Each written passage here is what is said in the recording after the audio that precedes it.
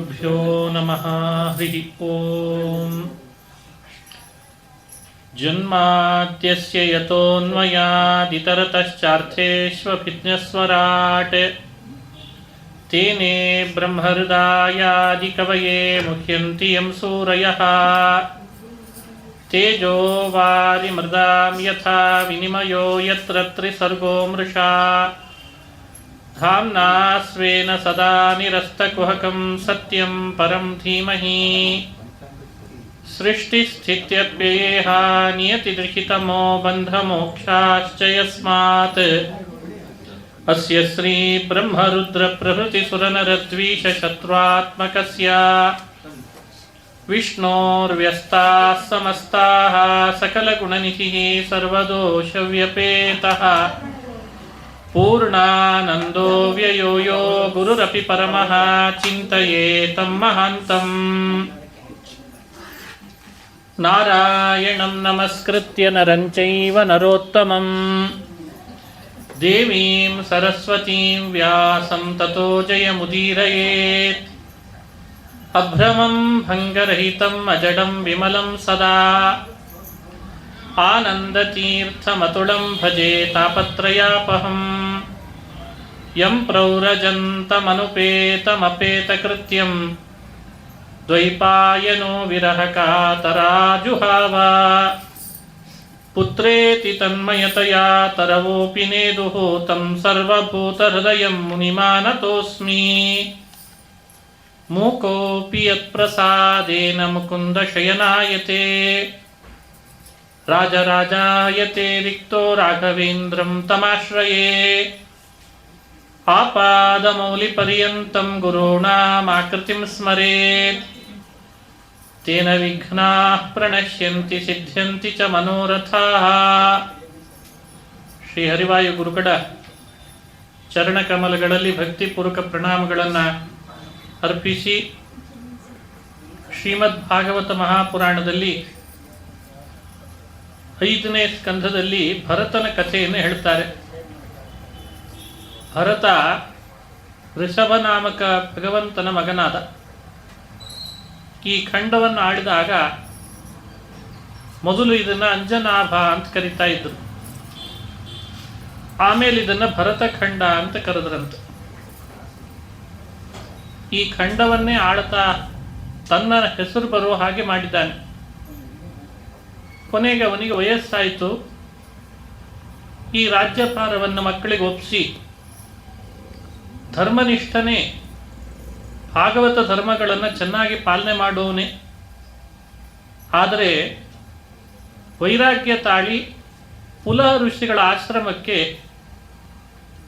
ವಾಸ ಮಾಡೋಣ, ವಯಸ್ಸಾಗಿದೆ, ವನ್ಯಜೀವನ ಅಂದರೆ ವಾನಪ್ರಸ್ಥ ಜೀವನ ಕಳೆಯೋಣ ಅಂತ ಬಂದಿದ್ದಾನೆ. ಪುಲಹರ ಆಶ್ರಮದೊಳಗೆ ಇರ್ತಾ ಇದ್ದ. ಸೂರ್ಯನ ಒಳಗಿರುವ ಭಗವಂತನ ಧ್ಯಾನ ಮಾಡ್ತಾ ಇದ್ದ, ಸೂರ್ಯಾಂತರ್ಗತ ಭಗವಂತನನ್ನು. ಒಮ್ಮೆ ಚಕ್ರಿ ನದಿ ಒಳಗೆ ಸ್ನಾನ ಮಾಡ್ತಾ ಇರುವಾಗ ಜಿಂಕೆ ಮರಿ ತೇಲ್ಕೊಂಡು ಬಂತಂತೆ. ಅರೆ, ಮರಿ ಜಿಂಕೆ ತೇಲ್ಕೊಂಡು ಹೋಗ್ತಿದೆ, ಯಾವುದಾದ್ರೂ ಮೊಸಳೆ ಬಾಯಿಗೆ ಆಹಾರ ಆದೀತು, ಇದನ್ನು ಬದುಕಿಸ್ಬೇಕು ಅಂತ ಅವನಿಗೆ ಕರುಣೆ ಬಂತು. ಆ ಮರಿ ಜಿಂಕೆಯನ್ನು ದಡಕ್ಕೆ ತಗೊಂಡು ಬಂದ. ನೀರಿನಲ್ಲಿ ತೇಲ್ತಿದ್ದದನ್ನು ದಡಕ್ಕೆ ತಂದು ಅದನ್ನೇ ಸಾಕಿದ, ಸಲುಹಿದ. ತಾನು ಆಶ್ರಮದೊಳಗೆ ಎಲ್ಲಿ ಹೋದರೂ ಅದನ್ನು ಕರ್ಕೊಂಡು ಹೋಗ್ತಾ ಇದ್ದ. ಪ್ರವಚನಕ್ಕೂ ತಗೊಂಡೇ ಹೋಗ್ತಿದ್ದಂತೆ ಜಿಂಕೆ ಮರಿನ. ತೊಡೆ ಮೇಲೆ ಮಲಗಿಸ್ಕೊಳ್ತಾ ಇದ್ದ. ಅದಕ್ಕೆ ಬೇಕಾದ ಆಹಾರ ಎಲ್ಲ ಹಾಕ್ತಾ ಇದ್ದ ಶೇಖರಿಸಿ. ಕೊನೆಗೆ ಎಲ್ಲಿ ಹೋದ್ರೂ ಜಿಂಕೆ ಜೊತೆಗೆ ಇವನ ಒಡನಾಟ ಹೆಚ್ಚಾದಾಗ ಕುಳಿತರು ಜಿಂಕಿ, ನಿಂತರು ಜಿಂಕಿ, ಮಾತಾಡಿದರೆ ಜಿಂಕೆ, ಹೆಗಲ ಮೇಲೆಲ್ಲ ಜಿಂಕೆಯನ್ನು ಕರ್ಕೊಂಡು ಹೋಗೋದು ಇದಾಗೋಯ್ತು. ಸಾವು ಹತ್ರ ಬಂತು.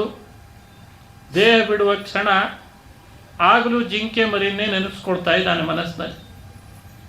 ನಾನೇ ಸತ್ತು ಹೋದರೆ ಈ ಜಿಂಕೆ ಮರಿ ಯಾವ ಬಾಯಿಗೆ ಆಹಾರ ಆಗ್ತದೋ, ಯಾವ ಕಾಡಿನ ಪ್ರಾಣಿಗೆ. ಅರೆ, ನನ್ನ ಮೃತ್ಯು ಹತ್ರ ಬಂದ್ಬಿಡ್ತು, ಜಿಂಕೆ ಮರಿ ಇನ್ಯಾರು ಸಾಕ್ತಾರೋ ಏನೋ ಅಂತ ಜಿಂಕೆ ಅನ್ಕೊಂಡೇ ದೇಹ ಬಿಟ್ನಂತ. ಯಂ ಯಂ ವಾಪಿ ಸ್ಮರನ್ ಭಾವಂ ತ್ಯಜತ್ಯಂತೆ ಕಲೇವರಂ. ಪ್ರಯಾಣ ಕಾಲದಲ್ಲಿ ಮನುಷ್ಯ ಯಾವುದನ್ನು ಸ್ಮರಣೆ ಮಾಡ್ತಾ ಮಾಡ್ತಾ ದೇಹ ಬಿಡ್ತಾನೆ, ಮರುಜನ್ಮದಲ್ಲಿ ಅದೇ ಆಗ್ತಾನೆ ಅಂತ ಒಂದು ಮಾತು. ಭಗವದ್ಗೀತೆಯಲ್ಲಿ ಕೃಷ್ಣ ಇದನ್ನು ಹೇಳ್ತಾನೆ. ಪ್ರಯಾಣ ಕಾಲೇಪಿ ಚ ಮಾಂ, ಪ್ರಯಾಣ ಕಾಲದಲ್ಲಿ ಬಹಳ ಎಚ್ಚರ ವಹಿಸಬೇಕು ನಾವು ಅಂತ ಇದೆ. ಪ್ರಯಾಣ ಕಾಲ ಅಂದರೆ ದೇಹ ಬಿಡುವ ಕಾಲಕ್ಕೆ ಹೆಸರು. ಗೀತೆಯಲ್ಲಿ ಪ್ರಯಾಣ ಕಾಲ ಅಂತ ಕರೆದಿದ್ದಾರೆ ಅದನ್ನು. ನಾವು ಆಗ ದೇವರ ಸ್ಮರಣೆ ಬರದಂತೆ ಆದರೆ ಇನ್ನೇನನ್ನೋ ಸ್ಮರಣೆ ಮಾಡ್ಕೊಂಡು ದೇಹ ಬಿಟ್ಟರೆ, ಈತ ಜಿಂಕೆ ಜಿಂಕೆ ಅನ್ಕೊಂಡು ದೇಹ ಬಿಟ್ಟದ್ರಿಂದ ಜನ್ಮಾಂತರದಲ್ಲಿ ಜಿಂಕೆನೇ ಆದ. ಮೃಗ ಶರೀರಮವಾಪ ಅಂತ ಹೇಳ್ತಾರೆ. ಮೃಗ ಶರೀರ ಅಂದರೆ ಜಿಂಕೆಯ ದೇಹ ಬಂತು. ವಿಚಿತ್ರ ಅಂದರೆ ಹಿಂದಿನ ಜನ್ಮದಲ್ಲಿ ತಾನು ಮಾಡಿದ ತಪ್ಪಿನ ಅರಿವಿತ್ತಂತೆ. ಇದು ಎಲ್ರಿಗಿರ್ತದೆ ಅಂತಿಲ್ಲ. ಎಲ್ರಿಗೂ ಆ ಥರದ ಜನ್ಮಾಂತರದ ಸ್ಮರಣೆ ಇರಲ್ಲ. ಆದರೆ ದೇವರು ಇವನಿಗೆ ಸ್ಮರಣೆ ಕೊಟ್ಟಿದ್ದ ಅಂತ ಭಾಗವತ ಹೇಳ್ತದೆ. ಪಶ್ಚಾತ್ತಪ್ತನಾದ.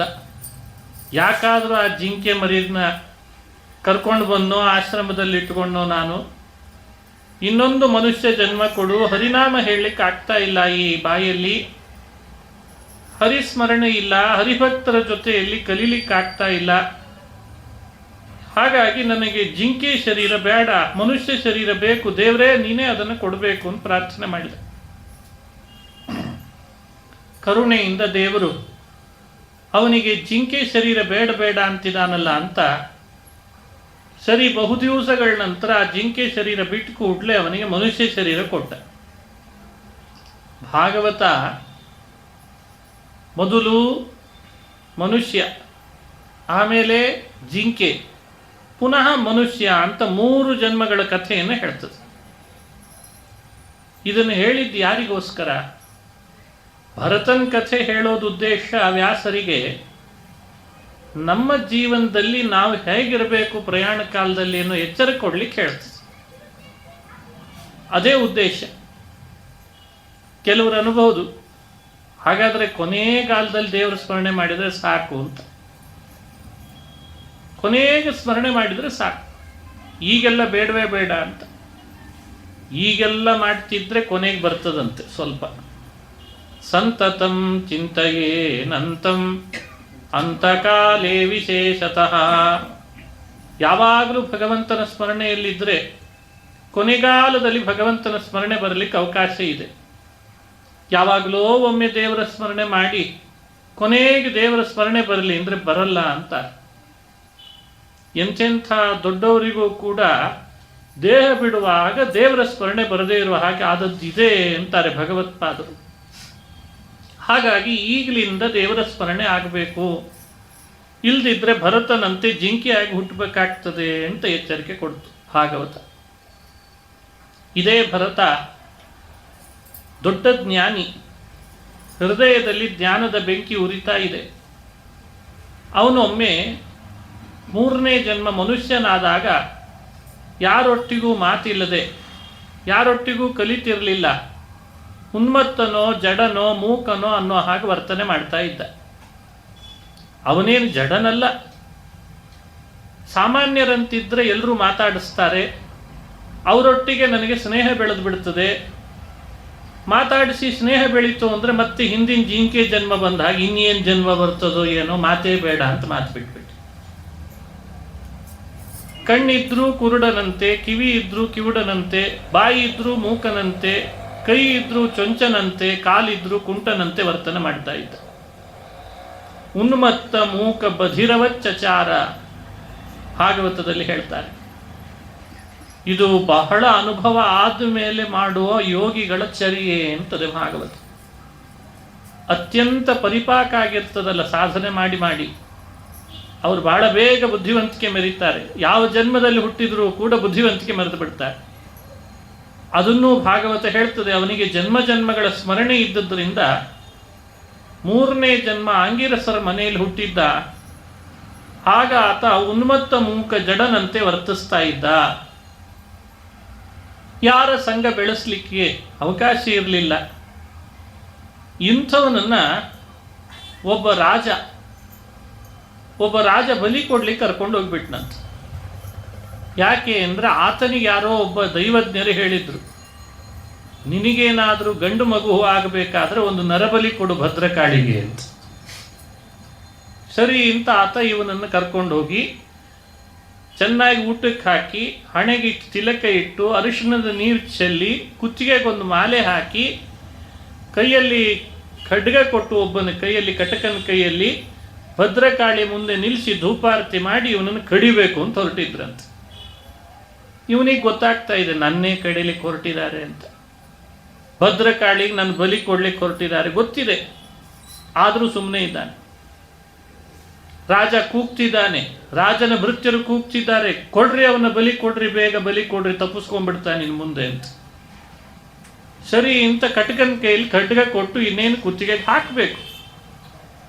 ಕುತ್ತಿಗೆಗೆ ಹಾಕೋ ಅಷ್ಟರಲ್ಲಿ ಭದ್ರಕಾಳಿ ಪ್ರಕಟಳಾದ್ಲಂತ. ತನ್ನ ಆಯುಧಗಳನ್ನು ಬೀಸಿದ್ಲು, ರಾಜಭೃತ್ಯರ ರುಂಡಗಳನ್ನು ಚೆಂಡಾಡಿದ್ಲು, ಅದೇ ರಾಜನ ತಲೆಯನ್ನು ಕತ್ತರಿಸಿಬಿಟ್ಲು. ಉಳಿದದ್ದು ಯಾರು ಅಂದ್ರೆ ಇವನೊಬ್ಬನೇ ಉಳಿದಿದ್ದ ಅಂತದೆ ಭಾಗವತ. ಎಲ್ಲರ ತಲೆ ರುಂಡು ಚೆಂಡಾಡಿದವಳಿಗೆ ಇವನ್ ತಲೆ ಕತ್ತರಿಸೋದು ಎಷ್ಟೊತ್ತಿತ್ತು. ಎದ್ದೇಳು ಅಂತ ಅವನ್ನ ಎಬ್ಸಿ, ಯಾಕೆ ವ್ಯಥೆ ಪಡ್ತಿದ್ದಿ, ನಡಿ ನಿನ್ನ ದಾರಿ ನೀನು ನೋಡ್ಕೊಂಡು ಹೋಗು ಅಂತ ಕಳಿಸ್ಬಿಟ್ಲಂತ. ಹೀಗೆ ನಡೀತು ಅಂತ ಭರತನ ಕಥೆಯನ್ನು ಹೇಳ್ತಾರೆ ಶುಕಮುನಿಗಳು. ಏನಿದರ ಸಂದೇಶ? ಭಗವಂತನ ಬಗ್ಗೆ ನಮಗಿರಬೇಕಾದ ವಿಶ್ವಾಸ ಅಂಥದ್ದು ಅಂತ. ಆ ವಿಶ್ವಾಸದ ಬಗ್ಗೆ ನಮಗೆ ಸಂದೇಶ ಕೊಡ್ತದೆ. ಅಸ್ತಿ ಇತ್ತೇವ ಉಪಲಬ್ಧವ್ಯ, ಭಗವಂತ ಇದ್ದಾನೆ, ಅವ ನಮ್ಮನ್ನು ರಕ್ಷಣೆ ಮಾಡ್ತಾನೆ. ಈ ವಿಶ್ವಾಸ ಮನುಷ್ಯರನ್ನು ಕಾಪಾಡ್ತದೆ. ಮನುಷ್ಯನಿಗೆ ಆ ವಿಶ್ವಾಸ, ಆ ಶ್ರದ್ಧೆಗಳೇ ಬರ್ತಾ ಇಲ್ಲ. ಅವನಿಗೆ ಆ ಶ್ರದ್ಧೆ ಹಾಗೆ ಮೂಡಿತ್ತಂತೆ, ಅವನಿದ್ದಾನೆ, ಅವನ ರಕ್ಷಣೆ ಮಾಡ್ತಾನೆ ಅಂತ. ನನ್ನನ್ನು ನಾನು ರಕ್ಷಿಸ್ಕೊಳ್ಬೇಕಾಗಿಲ್ಲ, ಉಳಿಸೋನು ಅವನೇ, ಬೆಳೆಸೋನು ಅವನೇ, ಕರೆದುಕೊಂಡು ಹೋಗೋವನು ಅವನೇ, ನಾನು ಯಾಕೆ ರಕ್ಷಣೆ ಮಾಡಿಕೊಳ್ಳಿ ಅಂತ ದೇವರ ಮೇಲೆ ಹಾಕಿಬಿಟ್ಟೆ. ಹಾಗಾಗಿ ಭದ್ರಕಾಳಿ ರೂಪದಲ್ಲಿ ಬಂದು ಅವರನ್ನು ರುಂಡ ಚೆಂಡಾಡಿ, ಅಪಿತು ಮಹದಭಿಚಾರಾತಿಕ್ರಮ ಆತ್ಮನೇ ಫಲತಿ, ಗದ್ಯ ರೂಪವಾಗಿ ಹೇಳ್ತದೆ ಈ ಕಥಾಭಾಗ. ದೇವರನ್ನ ಅತಿಯಾಗಿ ಶ್ರದ್ಧೆ ಮಾಡಿ ಭಕ್ತಿ ಮಾಡ್ತಾ ಇರೋರನ್ನು ಯಾರಾದರೂ ಮುಟ್ಲಿಕ್ಕೆ ಹೋದರೆ ಅವರಿಗೇನಾಗಲ್ಲ, ಅವರ ಇರೋ ಹಾಗೆ ಇರ್ತಾರೆ. ಮಹದಭಿಚಾರಾತಿಕ್ರಮ ಆತ್ಮನೇ ಫಲತಿ, ರಾಜ ಅವರನ್ನು ಬಲಿ ಕೊಡ್ಲಿಕ್ಕೆ ಹೋದದಕ್ಕೆ ತನ್ನ ರುಂಡ ಕತ್ತರಿಸ್ಕೊಳ್ಬೇಕಾಯ್ತಂತೆ. ಇದು ಈ ಚರಿತ್ರೆಯ ಸಂದೇಶ ಅಂತ ವ್ಯಾಖ್ಯಾನ ಮಾಡ್ತಾರೆ. ಇಂಥ ಭರತ ದಾರಿಯಲ್ಲಿ ಒಮ್ಮೆ ರಹುಗಣ ಅಂತ ರಾಜನ ಜೊತೆಯಲ್ಲಿ ಮಾತನಾಡ್ತಾನೆ. ಆ ರಾಜನಿಗೆ ಭಾರಿ ನಾನೇ ರಾಜ ಅಂತ ದರ್ಪನೂ ಬಂದಿತ್ತು ಮೊದಲು. ಭರತನ ಬಾಯಿಯಿಂದ ಉಪದೇಶ ಕೇಳಿದ ಮೇಲೆ ಅದೆಲ್ಲ ದರ್ಪ ಶಾಂತ ಆಯ್ತಂತೆ. ಸ್ವಲ್ಪ ಹೊತ್ತಷ್ಟೇ, ಬಹಳ ಹೊತ್ತಲ್ಲ, ಸ್ವಲ್ಪ ಹೊತ್ತು ಭರತನೊಟ್ಟಿಗೆ ಇದ್ದ ಆ ರಾಜ. ತತ್ವ ಹೇಳ್ರಿ ಅಂತ ಕೇಳ್ದ, ಒಂದು ಚಿಕ್ಕ ಕಥೆ ಹೇಳಿ ತತ್ವೋಪದೇಶ ಮಾಡಿದ ಅಂತದೆ. ಭರತ ಹೇಳ್ತಾನೆ ರಹುಗಣನಿಗೆ, ಒಬ್ಬ ಶ್ರೀಮಂತ ವ್ಯಾಪಾರಿ ಇದ್ನಂತೆ. ವ್ಯವಹಾರ ಮಾಡಿ ವ್ಯಾಪಾರ ಮಾಡಿ ಸಂಪಾದನೆ ಮಾಡಿದ ಹಣವನ್ನು, ಆ ಸಂಪತ್ತನ್ನೆಲ್ಲ ಗಂಟು ಕಟ್ಟಿಕೊಂಡು ಒಂದೂರಿನಿಂದ ಒಂದೂರಿಗೆ ಹೊರಟ. ಹೋಗುವಾಗ ಕಾಡುದಾರಿ ಬಂತು. ಯಾವಾಗಲೂ ನಾಡುದಾರಿನೇ ಇರಲ್ಲ, ಒಂದೂರಿನಿಂದ ಒಂದೂರಿಗೆ ಹೋಗುವಾಗ ಬೆಟ್ಟ, ಗುಡ್ಡ, ಕಾಡು, ಮೇಡು ಎಲ್ಲ ಬರ್ತದೆ. ಕಾಡುದಾರಿ ಬಂತು. ಇವನು ಆ ಕಾಡುದಾರಿಯನ್ನು ದಾಟಿಕೊಂಡು ಹೋಗಬೇಕು. 6 ಜನ ಕಳ್ಳರು ಬಂದ್ರಂತೆ. ಇವನ ಸಂಪತ್ತನ್ನೆಲ್ಲ ದೋಚಿದ್ರು. ಏನೆಲ್ಲ ಗಳಿಸಿದ್ದ, ಬಹಳ ಕಷ್ಟಪಟ್ಟು ಗಳಿಸಿದ್ದೆಲ್ಲ ಎಲ್ಲ ಸಂಪತ್ತು ದೋಚಿದ್ರು. ಕೈಯಲ್ಲಿ ಏರಿಲ್ಲ ಅಂತಾಯ್ತು, ಬಿಡಿಗಾಸಿಲ್ಲ ಅಂತ ಅನಿಸ್ಬಿಟ್ರು. ಅರೇ, ಕಾಡುದಾರಿಗೆ ಬಂದ ಕೂಡಲೇ ನನ್ನ ಸ್ಥಿತಿ ಹೇಗಾಯ್ತಲ್ಲ ಅಂತ ಅನ್ಕೊಂಡೆ. ಹಿಂತಿರುಗಿ ನೋಡ್ತಾನೆ, ಕಳ್ಳರು ಆಚೆ ಈಚೆ ಇಲ್ಲ, ಅವರು ಕದ್ಕೊಂಡು ಹೋದ್ರು. ಹುಲಿ, ಸಿಂಹ, ತೋಳ ಅವು ಅಟ್ಟಿಸ್ಕೊಂಡು ಬರ್ತಿದ್ದಾವಂತೆ. ಇನ್ನಿವುಗಳ ಬಾಯಿಗೆ ನಾನು ಆಹಾರ ಆದೇನು ಅಂತ ಓಡ್ಲಿಕ್ಕೆ ಶುರು ಮಾಡಿದ. ಕೆಲವು ಸ್ವಲ್ಪ ದೂರ ಓಡಿದ ಮೇಲೆ ಗೊತ್ತಾಗದೆ ಒಂದು ಹಾಳು ಬಾವಿ ಇತ್ತಂತೆ, ಅಲ್ಲಿ ಬಿದ್ದುಬಿಟ್ಟ. ಹಾಳು ಬಾವಿ ಅಂದರೆ ನೀರಿಲ್ಲ, ಕೆಳಗೆ ಕಣ್ಣಾಡಿಸ್ತಾನೆ. ಘಟಸರ್ಪ ಇತ್ತಂತೆ. ಅರೇ ಇನ್ನು ಘಟಸರ್ಪದ ಬಾಯಿಗೆ ಆಹಾರ ಹಾಕ್ತೇನೆ ಅಂತ ಅಂದ್ಕೊಂಡು ಹೆದರಿ ಅದೇ ಹಾಳು ಬಾವಿಯಲ್ಲಿ ಬೀಳುವಾಗಲೇ ಕೈ ಆಡಿಸಿದ ಒಂದು ದೊಡ್ಡ ಮರದ ಟೊಂಗೆ ಸಿಕ್ತು. ಅಂತೂ ನಾನು ಬದುಕಿದೆ ಅಂತ, ಬದುಕಿದೆಯಾ ಬಡ ಜೀವ ಅಂತಿರ್ತಾರಲ್ಲ, ಅದನ್ನು ಗಟ್ಟಿ ಹಿಡಿದ ಆಗ ಮರದ ಟೊಂಗಿ ಇವನ ಭಾರಕ್ಕೆ ಅದು ಕೆಳಗೆ ಮುರಿದು ಬಿಡ್ತು. ಈಗಲೋ ಆಗಲೋ ಪೂರ್ಣ ಬಿಡಬೇಕು, ಆದರೆ ಅದು ಜೋತಾಡ್ತಾ ಇತ್ತಂತೆ. ಅದರ ಮೇಲ್ಭಾಗದಲ್ಲಿ ಒಂದು ಜೇನು ಗೂಡು ಕಟ್ಟಿತ್ತು, ಜೇನು ನೊಣಗಳು ಸೇರಿ ಕಟ್ಟಿದ್ದದು. ಇವನು ಯಾವಾಗ ಆ ಮರದ ಟೊಂಗಿ ಹಿಡಿದು ಜೋತಾಡ್ತಿದ್ದಾನೆ, ಜೇನುಗೂಡು ಮೇಲಿದ್ದದ್ದು ಛಿದ್ರ ಆಯ್ತು. ಜೇನು ನೊಣಗಳೆಲ್ಲ ಇವನ್ ಬಂದು ಮುತ್ತರಿದು, ಕೆಳಗೆ ಬೀಳೋಣ ಅಂದರೆ ಘಟಸರ್ಪ, ಮೇಲೆದ್ದು ಬರೋಣ ಅಂದರೆ ಹುಲಿ, ಸಿಂಹ, ತೋಳ, ಕರಡಿ, ಅಲ್ಲೇ ಇರೋಣ ಅಂದರೆ ಜೇನು ನೊಣ ಮುತ್ತರಿದೆ. ಜೇನುಗೂಡು ಛಿದ್ರ ಆದದ್ದಕ್ಕೆ ಈ ಸ್ಥಿತಿಯಲ್ಲೂ ಜೇನುತುಪ್ಪ ಮಾತ್ರ ಧಾರಾಕಾರ ಸುರಿತಿತ್ತು.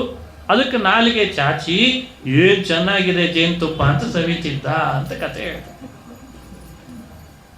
ಸಹುಗಣ ರಾಜ ಅಂದ, ನೀವೇನೋ ತತ್ವ ಹೇಳ್ತೀರಿ ಅಂತ ಹೇಳಿ ನಾನು ಉಪದೇಶ ಮಾಡಲಿಕ್ಕೆ ಹೇಳ್ಕೊಂಡೆ, ಇದ್ಯಾವುದೋ ಶ್ರೀಮಂತ ವ್ಯಾಪಾರಿಯ ಕತೆ ಹೇಳಿದ್ರಿ, ನನಗೆ ಅರ್ಥ ಆಗಲಿಲ್ಲ ಅಂತ.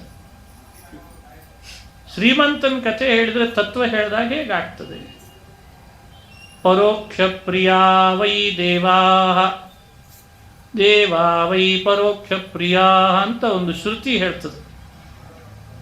ದೇವತೆಗಳು ತತ್ವಗಳನ್ನು ಯಾವತ್ತೂ ಒಗಟಾಗಿ ಹೇಳಿದರೆ ಇಷ್ಟಪಡ್ತಾರಂತೆ. ಅವರಿಗೆ ಒಗಟಿನ ಕಥೆ ಬಹಳ ಇಷ್ಟ. ಈ ಮುಂಡಿಗೆಗಳು ಅಂತ ದಾಸರು ಮಾಡಿದ್ದನ್ನು ಕೇಳ್ತೇವೆ. ಎಲ್ಲ ಒಗಟಿದ್ದಾಗಿದೆ, ಮೇಲೆ ಇನ್ನೇನೋ ಹೇಳ್ತದೆ, ಒಳಗೆ ಇನ್ನೇನೋ ಅರ್ಥ ಇರ್ತದೆ. ಆ ರೀತಿ ಹೇಳಿದರೆ ದೇವತೆಗಳಿಗೆ ಬಹಳ ಇಷ್ಟ. ತತ್ವವನ್ನು ನೇರ ಹೇಳಿದರೆ ದೇವತೆಗಳು ಅಷ್ಟು ಇಷ್ಟಪಡಲ್ಲ, ಒಗಟಾಗಿ ಹೇಳಿದರೆ ಎಷ್ಟು ಇಷ್ಟಪಡ್ತಾರೋ ಅಷ್ಟು. ಅದಕ್ಕೆ ಶ್ರುತಿ ದೇವತೆಗಳ ಪರಿಚಯಿಸುವಾಗ ಪರೋಕ್ಷ ಪ್ರಿಯಾ ವೈ ದೇವಾಹ ಅಂತ ಅವರಿಗೆ ಹೇಳ್ತಾರೆ. ಈ ಶ್ರುತಿಯ ಪ್ರಮಾಣದಂತೆ ದೇವತೆಗಳ ಸ್ವಭಾವ ಇಂಥದ್ದು. ವ್ಯಾಸರು ತಾವು ರಚಿಸ್ತಿರುವ ಭಾಗವತಕ್ಕೆ ಕೇವಲ ಮನುಷ್ಯರನ್ನಷ್ಟೇ ತಮ್ಮ ಅರ್ಹ ಅಧಿಕಾರಿಗಳು ಅಂತ ಇಟ್ಟುಕೊಳ್ಳಿಲ್ಲ. ಹಾಗಾಗಿ ಭಾಗವತಕ್ಕೆ ದೇವತೆಗಳೂ ಅಧಿಕಾರಿಗಳೇ. ನಮಗೆ ಖುಷಿ ಪಡಬೇಕಾದ ವ್ಯವಸ್ಥೆ ಇದು, ಸಂಗತಿ. ಯಾವ ಭಾಗವತವನ್ನು ದೇವತೆಗಳು ಕೇಳೋ ಹಾಗೆ ವ್ಯಾಸರು ರಚಿಸಿದಾರೋ ಅದೇ ಭಾಗವತದ ವಾರ್ತೆ ನಮ್ಮ ಕೈಗೆ ಸಿಕ್ಕಿದೆ ಅಂತ ಖುಷಿ ಪಡಬೇಕಂತ. ಹೆಚ್ಚೆಚ್ಚು ದೇಶಗಳಲ್ಲಿ ಒಂದೇ ಚಾನೆಲ್ ಪ್ಲೇ ಆಗ್ತದೆ ಅಂದರೆ ಇಂಟರ್ನ್ಯಾಷನಲ್ ಚಾನೆಲ್ ಅಂತಾರೆ ಅದಕ್ಕೆ. ಅದು ಬಹಳ ಗಂಟೆಗಳ ತನಕ ಅದು ಕಾಣ್ತದೆ ಅಂದರೆ ಅದಕ್ಕೆ ಮಹತ್ವ ಜಾಸ್ತಿ. ಅಂದರೆ 24 ಗಂಟೆ ಒಂದು ಚಾನೆಲ್ ವರ್ಕ್ ಆಗ್ತಾ ಇದೆ ಅಂದರೆ ಅದು ಇನ್ನೂ ಜಾಸ್ತಿ, ಭಾರಿ ಮಹತ್ವ. ನಮ್ಮ ದೇಶ, ಆ ದೇಶ, ಇನ್ನೊಂದು ದೇಶ, ಮತ್ತೊಂದು ದೇಶ, ಮಗದೊಂದು ದೇಶ, ಎಷ್ಟು ಕಡೆ ವಿಷಯಗಳನ್ನು ಅದು ಎಲ್ಲರಿಗೆ ತೋರಿಸ್ತಾ ಇದೆ ಅಂತ ಇಂಟರ್ನ್ಯಾಷನಲ್, ಅಂತಾರಾಷ್ಟ್ರ ಮಟ್ಟದ ಚಾನೆಲ್ ಅಂತಾರೂ ಇಲ್ಲ. ಹಾಗೆ ಭಾಗವತ ಅಂತಾರಾಷ್ಟ್ರ ಮಟ್ಟದ ವಾರ್ತೆ. ಅದು ಬರೀ ಇಹಲೋಕದ್ದಲ್ಲ, ಲೋಕವಾರ್ತೆ ಅಲ್ಲ, ಪರಲೋಕೈಕನಾಥನ ವಾರ್ತೆ ಕೇಳ್ವರೈ ಅಂತ ಜಗನ್ನಾಥದಾಸರು ಹೇಳ್ತಾರೆ. ಅದಕ್ಕೆ ಲೋಕವಾರ್ತೆ ಅಂತ ಭಾವಿಸಬೇಡಿ, ಪರಲೋಕೈಕನಾಥನಾದ ಭಗವಂತನ ವಾರ್ತೆ, ದೇವತೆಗಳಿಗೆ ಪ್ರಿಯವಾದ ವಾರ್ತೆ. ಹಾಗಾಗಿ ಈ ವಾರ್ತೆಗಳಲ್ಲಿ ತತ್ವಗಳ ಉಪದೇಶ ಅನ್ನೋದು ಒಗಟಿನಂತೆ ಬರ್ತಿರ್ತದೆ. ಹಾಗಾಗಿ ಒಗಟಿನಂತೆ ಹೇಳಿದ್ದೇನೆ. ಇಲ್ಲ ನಾವು ಮನುಷ್ಯರು, ನಮಗೆ ಮನುಷ್ಯ ಲೋಕಕ್ಕೆ ಬೇಕಾಗುವ ಹಾಗೆ ಅರ್ಥೈಸಿಕೊಡಿ ಅಂತ ಕೇಳ್ದ. ಅದಕ್ಕೆ ವಿವರಣೆ ಕೊಟ್ಟ ಭರತ. ಶ್ರೀಮಂತ ವ್ಯಾಪಾರಿ ಅಂದರೆ ಯಾರು? ನಾವು ನೀವುಗಳೆಲ್ಲ ಶ್ರೀಮಂತ ವ್ಯಾಪಾರಿಗಳು. ನಮಗೇನಿದೆ ಅಂಥ ಶ್ರೀಮಂತಿಕೆ? ಮನುಷ್ಯ ದೇಹವೇ ಶ್ರೀಮಂತಿಕೆ ದೇಹ ಅಂತಾರೆ. ಮನುಷ್ಯ ದೇಹ ಬರಬೇಕಾದ್ರೆ ಪುಣ್ಯ ಮಾಡದೆ ಬರಲಾರ್ದು. ಪಾಪ ಮಾಡೋದ್ರಿಂದ ಪಶು, ಪಕ್ಷಿ, ಪ್ರಾಣಿ ಇವುಗಳ ದೇಹ ಬಂದೇ ಬರ್ತದೆ ಅನುಭವಿಸಲಿಕ್ಕೆ, ಪಾಪಾನುಭವ. ಆದರೆ ಪುಣ್ಯ ಮಾಡಿದರೆ ಮಾತ್ರ ಬರೋ ದೇಹ ಮನುಷ್ಯ ದೇಹ. ಜನ್ಮಗಳಲ್ಲಿ ಮನುಷ್ಯ ಮಾಡಿದ ಪುಣ್ಯ ಸಂಚಯಗೊಂಡು ಇಂತಿಷ್ಟು ಅಂತ ಆದಾಗ ಒಂದ್ಸಲಿ ಮನುಷ್ಯ ದೇಹಕ್ಕೆ ಬರ್ತಾನಂತೆ. ಇಹಲೋಕದಲ್ಲಿ ವ್ಯವಸ್ಥೆ ಇಟ್ಟಿದ್ದಾರೆ. ಈ ದೇಶದಿಂದ ಪರದೇಶಕ್ಕೆ ಅಂತ ಯಾರಾದರೂ ಹೋಗಬೇಕಾದ್ರೆ, ಈ ದೇಶದ ಪ್ರಜೆ ಆ ದೇಶಕ್ಕೆ ಹೋಗಬೇಕಾದ್ರೆ, ಹೋಗಿ ಅಲ್ಲಿ ವಾಸ ಮಾಡ್ಕೊಂಡು ಕೆಲವು ದಿವಸ ಇರಬೇಕಾದ್ರೆ ಒಂದು ವೀಸಾ ಅಂತ ಮಾಡಿಸ್ತಾರೆ. ಅಂದರೆ ಇಂತಿಷ್ಟು ಅಮೌಂಟನ್ನು ಅಲ್ಲಿ ನೀವು ಮೊದಲೇ ಜಮಾ ಮಾಡಬೇಕು. ಆ ಅಮೌಂಟಿಗೆ ತಕ್ಕಂತೆ ಡೇಟ್ ಹಾಕಿರ್ತಾರೆ. ಒಂದು ದಿನ ವ್ಯತ್ಯಾಸ ಆಯಿತು ಅಂದರೆ ಅವರೇ ವಿಮಾನದಲ್ಲಿ ಕಟ್ಟಿ ತಂದು ನಿಮ್ಮನ್ನು ಇಲ್ಲಿ ಎಸೆದು ಹೋಗ್ತಾರೆ. ಆಮೇಲೆ ನಿಮ್ಮದು ಮುಗಿದಿದೆ, ವೀಸಾ ಎಕ್ಸ್ಪೈರ್ ಆಯಿತು ಅಂತ. ಒಂದು ದೇಶದಿಂದ ಇನ್ನೊಂದು ದೇಶಕ್ಕೆ ಒಬ್ಬ ಪ್ರಜೆ ಹೋಗಬೇಕಾದ್ರೆ ಇಷ್ಟು ಕಾನೂನುಗಳಿವೆ, ವ್ಯವಸ್ಥೆ ಇದೆ. ಇನ್ನು ನಮಗೆ ಮನುಷ್ಯ ದೇಹ ಅಂತ ಅದು ಬಹಳ ಅದ್ಭುತವಾದ ಶ್ರೇಷ್ಠವಾದ ದೇಹ. ಇಲ್ಲಿ ನಾವು ವಾಸ ಮಾಡಿಕೊಂಡಿರಬೇಕಾದ್ರೆ ವೀಸಾ ಬೇಡವೆ? ಅದೇ ಪುಣ್ಯ ಅಂತ ಅರ್ಥ. ಹೆಚ್ಚೆಚ್ಚು ಪುಣ್ಯ ಮಾಡಿದರೆ ಮನುಷ್ಯ ದೇಹ ಬರ್ತದೆ. ಈ ಮನುಷ್ಯ ದೇಹದೊಳಗೆ ನಾವಿದ್ದೇವೆ ಅಂದರೆ ನಾವು ಶ್ರೀಮಂತರು ಅಂಥೇಳಿ ಲೆಕ್ಕ. ಗಳಿಸಿದ್ದೇನು? ಪುಣ್ಯ. ಅದೇ ಗಂಟು. ಅದನ್ನು ತಗೊಂಡು ಒಂದೂರಿನಿಂದ ಒಂದೂರಿಗೆ ಹೊರಟ ಅಂದರೆ ಅಲ್ಲಿದೆ ನಮ್ಮ ಮನೆ, ಇಲ್ಲಿ ಬಂದೆ ಸುಮ್ಮನೆ ಅಂತಾರೆ ದಾಸರು. ಭಗವಂತನ ಮನೆ ವೈಕುಂಠಕ್ಕೆ ಅಂತ ಹೊರಟ. ಕಾಡು ದಾರಿ ಬಂತು ಅಂದರೆ ಸಂಸಾರವೇ ಕಾಡು ದಾರಿ ಇದ್ದಾಗಿದೆ. ಇಲ್ಲಿ ಹುಲಿ, ಸಿಂಹ, ಕರಡಿ, ಕಳ್ಳರು, ಕಾಕರು ಎಲ್ಲರೂ ಇರ್ತಾರೆ. 6 ಜನ ಶತ್ರುಗಳು ಅಂದರೆ ಕಳ್ಳರು, ಕಾಮ, ಕ್ರೋಧ, ಲೋಭ, ಮೋಹ, ಮದ, ಮಾತ್ಸರ್ಯ. ಅವರು ನಮ್ಮ ಪುಣ್ಯದ ಹಣವನ್ನು ನಮಗೇ ಗೊತ್ತಿಲ್ಲದಂತೆ ದರೋಡೆ ಮಾಡ್ತಾರೆ, ಖರ್ಚು ಮಾಡಿಸ್ತಾರೆ, ಕಳ್ತನ ಮಾಡ್ತಾರೆ. ಏನಿಲ್ಲ ಅಂತ ಬರಿಗೈಯಲ್ಲಿ ಮತ್ತೆ ಹೊರಟಬೇಕಾಯಿತು. ಹುಲಿ, ಸಿಂಹ, ಕರಡಿ ಅಟ್ಟಿಸ್ಕೊಂಡು ಬಂದು ಪ್ರಾಣ ಭಯಕ್ಕೆ ಓಡ್ದ, ಗೊತ್ತಾಗದೆ ಹಾಳು ಬಾವಿಗೆ ಬಿದ್ದ. ಕಾಡು ಪ್ರಾಣಿಗಳು ಅಂದರೆ ನಮ್ಮ ಬಂಧುಗಳೇ. ಎಲ್ರಿಗೂ ಒಬ್ಬೊಬ್ರು ಒಂದೊಂದು ರೀತಿ ಕಾಡ್ತಿರ್ತಾರೆ, ಅದಕ್ಕೆ ಕಾಡು ಪ್ರಾಣಿ ಅಂತ. ಬಹಳ ಕಾಡ್ತಾರೆ, ಆದ್ರಿಂದ ಕಾಡು ಪ್ರಾಣಿ. ಅದನ್ನ ಹೆಸರು ಹೇಳಲಿಕ್ಕೆ ಹೋಗ್ಬಾರ್ದು, ಜಗಳ ಆಗ್ತದೆ ಆಮೇಲೆ. ಅವರವರಿಗೆ ಆದಂಥ ಕಾಡು ಪ್ರಾಣಿ ಹುಲಿ, ಸಿಂಹ, ಕರಡಿ ಅವು ಎಲ್ಲ ಹೀಗೆ ಇರ್ತಾರೆ. ಮೈ ಮೇಲೆ ಹಾರ್ತಿರ್ತಾರೆ, ನಂದು ನನಗೆ ಕೊಡು ಅಂತಿರ್ತಾರೆ. ಇಂಥ ಕಾಡು ಪ್ರಾಣಿಗಳಿರೋ ಇದರೊಳಗೆ ಸ್ಮಾರ್ಟ್ ಸಿಟಿಯಲ್ಲಿ ಇದ್ದೇವೆ ಅಂತ ನಾವು ಭ್ರಮಿಸಿರ್ತೀವಿ. ಮತ್ತು ಸಿಟಿ ಸ್ಮಾರ್ಟ್ ಹೆಸರಿಗಷ್ಟೇ, ಒಳಗಡೆಯಲ್ಲಿ ಏನು ಸ್ಮಾರ್ಟ್ ಇಲ್ಲ. ಓಡ್ತಾ ಬಂದ ಅಂದರೆ ಆಯುಷ್ಯ ಕಳೀತು, ಹಾಳು ಬಾವಿಗೆ ಬಿದ್ದ ಅಂದರೆ ಮುಪ್ಪು ಬಂತು ಅಂತ ಅರ್ಥ.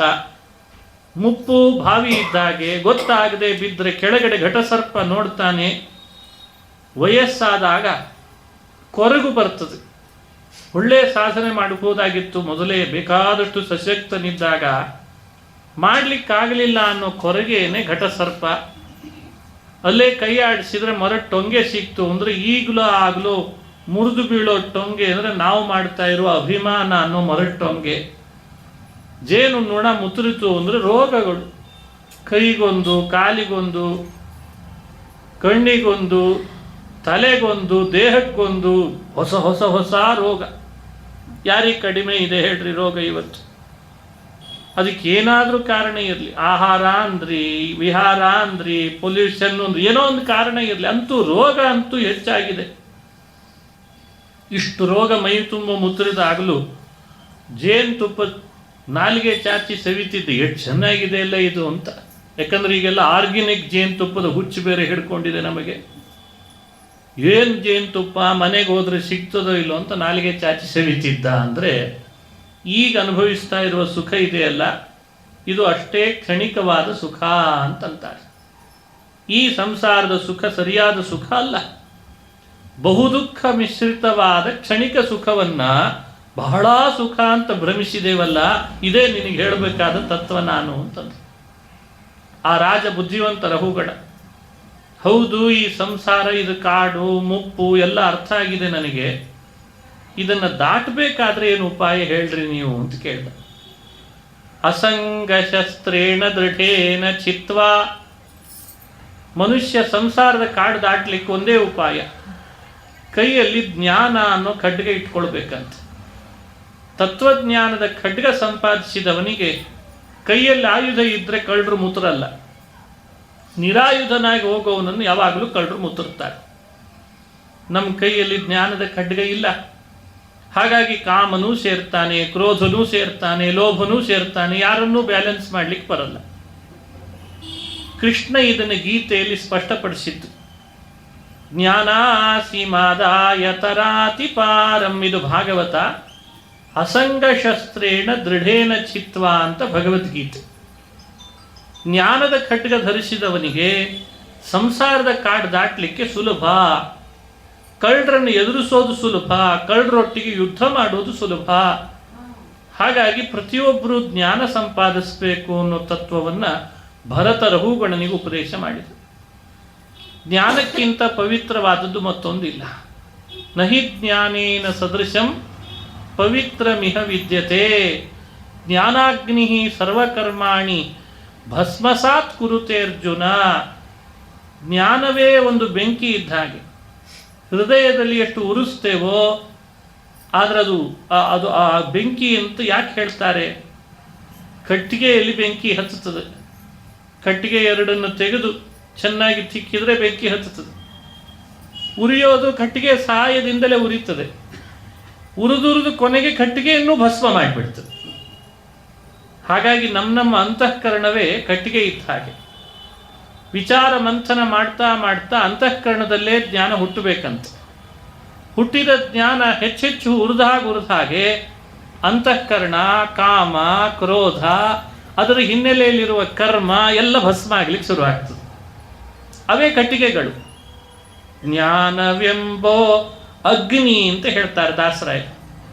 ಜ್ಞಾನವೆಂಬ ಅಗ್ನಿ ಮನುಷ್ಯನೊಳಗೆ ಉರಿದ ಹಾಗೆ ಕಾಮ, ಕ್ರೋಧ, ಲೋಭ, ಅಂತಃಕರಣ, ಅವಿದ್ಯ ಎಲ್ಲ ಕಟ್ಟಿಗೆಯಂತೆ ಭಸ್ಮ ಆಗಿಬಿಡ್ತಾವೆ. ಇದನ್ನು ಮನುಷ್ಯ ಸಂಪಾದನೆ ಮಾಡಲಿ ಎನ್ಲಿಕ್ಕೆ ಈ ಕಥೆಯನ್ನು ಭಾಗವತ ಹೇಳ್ತದೆ. ಇನ್ನು ಭೂಗೋಳ ಖಗೋಲಗಳನ್ನು ವಿಸ್ತಾರ ಮಾಡಿ ವರ್ಣನೆ ಮಾಡ್ತಾರೆ.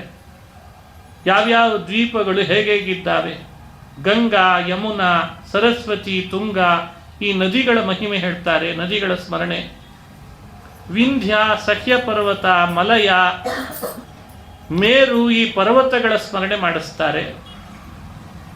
ಎಲ್ಲ ಅದ್ಭುತವಾದ ದ್ವೀಪಗಳಲ್ಲಿ ಜಂಬೂ ದ್ವೀಪ ಎಷ್ಟು ಶ್ರೇಷ್ಠ, ದ್ವೀಪದಲ್ಲಿರುವ ಭರತಖಂಡ, ಅದರಲ್ಲಿ ಭರತ ಭೂಮಿ ಬಹಳ ಶ್ರೇಷ್ಠ ಅಂತ ದೇಶ ಪ್ರಶಂಸೆಯನ್ನು ಮಾಡ್ತಾರೆ. ಆಮೇಲೆ ಗ್ರಹ, ನಕ್ಷತ್ರ, ಸೂರ್ಯ, ಚಂದ್ರರ ವಿವರಣೆಯನ್ನು ಕೊಡ್ತಾರೆ. ಇದೆಲ್ಲ ಭಾಗವತದ 5ನೇ ಸ್ಕಂಧ ವಿಶೇಷ. 6ನೇ ಸ್ಕಂಧದಲ್ಲಿ ಹರಿನಾಮ ಸ್ಮರಣೆಯ ಮಹತ್ವವನ್ನು ಹೇಳ್ತಾರೆ. ಅಜಾಮಿಳ ಅಂತ ಒಬ್ಬ ಭಕ್ತ, ದೇವಭಕ್ತ. ಕಾಲಪ್ರಭಾವದಿಂದ ಆತ ಭ್ರಷ್ಟನಾದ ಅಂತಾರೆ. ದಾಸ್ಯ ಸಂಪರ್ಕ ದೂಷಿತ, ದಾಸಿ ಸಂಪರ್ಕ ಮಾಡಿದ, ಸುರಾಪಾನ ಮಾಡಿದ, ಮದ್ಯ ಪಾನ ಮಾಡಿದ, ಮಾಂಸ ಭಕ್ಷಣ ಮಾಡಿದ, ಅಂತೂ ಮಾಡಬಾರ್ದೆಲ್ಲ ಮಾಡಿಬಿಟ್ಟ. ಅವನಿಗೆ ವಯಸ್ಸಾಯಿತು. ಹಣ್ಣು ಮುದುಕನಾದಾಗ ಯಮಪಾಶ ಹಾಕಲಿಕ್ಕೆ ಯಮದೂತರು ಆಕಾಶದಲ್ಲಿ ಬಂದು ನಿಂತರು. ಪಾಶ ಹಾಕಿ ಎಳಿಬೇಕು. ಅವನ ಮಗನಿಗೆ ನಾರಾಯಣ ಅಂತ ನಾಮಕರಣ ಮಾಡಿದ್ದ. ಯಮಪಾಶ ಹಾಕ್ಲಿಕ್ಕೆ ಬಂದಾಗ ನೋಡಿ ಅವರನ್ನು ಭಯಭೀತನಾಗಿ ದೂರದಲ್ಲಿ ಆಟ ಆಡ್ತಾ ಇದ್ದ ಮಗನನ್ನು ಕರೆದ್ನಂತ. ದೂರೇ ಕ್ರೀಡನಕಾಸಕ್ತಂ ಬಾಲಂ ನಾರಾಯಣಾಹ್ವಯಂ. ಕ್ರೀಡನಕಾಸಕ್ತಂ ಬಾಲಂ ನಾರಾಯಣಾಹ್ವಯಂ. ಕ್ರೀಡೆ ಆಡ್ತಾ ಇದ್ದ ತನ್ನ ಮಗ ಬಾಲಕನನ್ನ ನಾರಾಯಣ ಅಂತ ಹೆಸರಿಟ್ಟಿದ್ದ, ನಾರಾಯಣ ಅಂತ ಕೂಗಿದ. ಯಮಪಾಶ ಹಾಕಿ ಎಳಿಲಿಕ್ಕೆ ಬಂದವರು ಪಾಶ ಹಾಕಿದ್ದಾರೆ, ನಾರಾಯಣ ಅಂತ ಕೂಗ್ತಿದ್ದಾನೆ. ಆ ಯಮಭೃತ್ಯರ ಆಕಾಶದಲ್ಲಿ ನಿಂತಿದ್ರು. ಅವರ ಹತ್ತಿರದಲ್ಲೇ ವಿಷ್ಣು ದೂತರು ಬಂದರು. ವಿಷ್ಣು ಭೃತ್ಯರು ಬಂದು ಪಾಶ ಹಿಂತೆಗಿರಿ ಅಂತ ಹಠ ಮಾಡಿ ತೆಗಿಸಿ, ಯಾಕೆ ಹಾಕ್ತಿದ್ದೀರಿ ಪಾಶ, ಏನು ಕಾರಣ ಅವನಿಗೆ ನೀವು ಪಾಶ ಹಾಕಿ ಎಳ್ಕೊಂಡು ಹೋಗ್ಲಿಕ್ಕೆ ಅಂತ ಕೇಳಿದ್ರಂತೆ. ಯಮಭೃತ್ಯರಂತಾರೆ, ಪಾಶ ಹಾಕ್ತಿರೋದು ಪಾಪ ಮಾಡಿದಾನೆ, ಯಮಲೋಕಕ್ಕೆ ಕಳ್ಕೊಂಡು ಹೋಗ್ಬೇಕು, ಹಾಕ್ತಿದ್ದೇವೆ ಅಂತಂದ್ರೆ. ಈಗ ತಾನೇ ಅವನ ಬಾಯಲ್ಲಿ ಬಂದ ನಾಮ ಕೇಳಿಸಲಿಲ್ವೇ ಅಂತಂದ್ರು. ವಿಷ್ಣು ದೂತರು ಹೇಳಿದ ಮಾತು. ಈಗ ತಾನೇ ಅವನ ಬಾಯಲ್ಲಿ ಬಂದ ನಾರಾಯಣನ ನಾಮ ಕೇಳಿಸ್ಲಿಲ್ವೇ ನಿಮಗೆ? ನಾರಾಯಣ ಅಂತ ನಾಮ ಹೇಳಿದವರು ಎಷ್ಟೇ ಪಾಪಗಳನ್ನು ಮಾಡಿದರೂ ಕೂಡ ಪುನಃ ಅವರ ಪಾಪ ಉಳಿಯಲ್ಲ ನಾಮ ಹೇಳಿದಾಗ ಅಂತ ವಾದ ಮಾಡಿಬಿಟ್ರು. ನಾಮದ ಶಕ್ತಿ ಎಂತಾತು. ನೀನು ಯಾಕೋ, ನಿನ್ನ ಹಂಗೆ ಯಾಕೋ, ನಿನ್ನ ನಾಮದ ಬಲ ಹೊಂದಿದ್ದರೆ ಸಾಕೋ.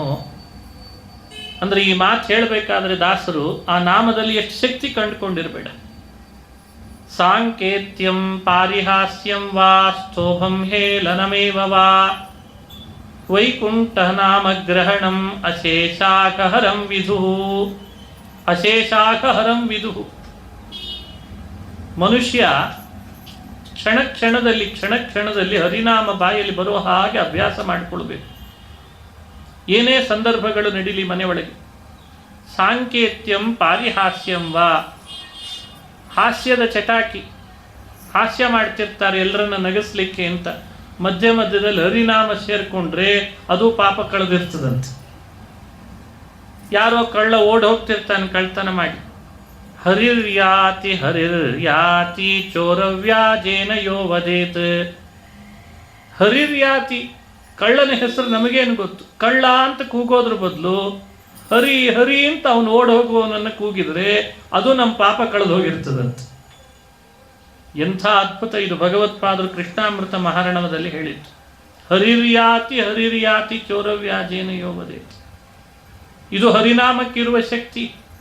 ನಿಮಗಿದು ತಿಳಿದಿಲ್ವೇ ಯಮಭೃತ್ಯರೇ? ಹೆಚ್ಚಿನ ಪಾಠ ನಿಮ್ಮ ಯಮ ಹೇಳ್ತಾನೆ, ಹೋಗ್ರಿ ಅಂತಂತದ್ದು. ಸರಿ ಇಂಥ ಪಾಶ ಹಿಂತೆಗೆದು ಯಮಲೋಕಕ್ಕೆ ಹೋಗ್ತಾರೆ ಯಮಭೃತ್ಯರು. ಅಜಾಮಿಳನಿಗೆ ಬುದ್ಧಿ ಬಂದ್ಬಿಟ್ಟಿತ್ತು. ಹರಿನಾಮ ನಾರಾಯಣನ ನಾಮ ಇಷ್ಟೆಲ್ಲ ನನ್ನನ್ನು ಗ್ರಹಿಸ್ತದ? ನನ್ನ ಮೇಲೆ ಭಗವಂತ ಏನು ಕರುಣೆ ತೋರಿದ?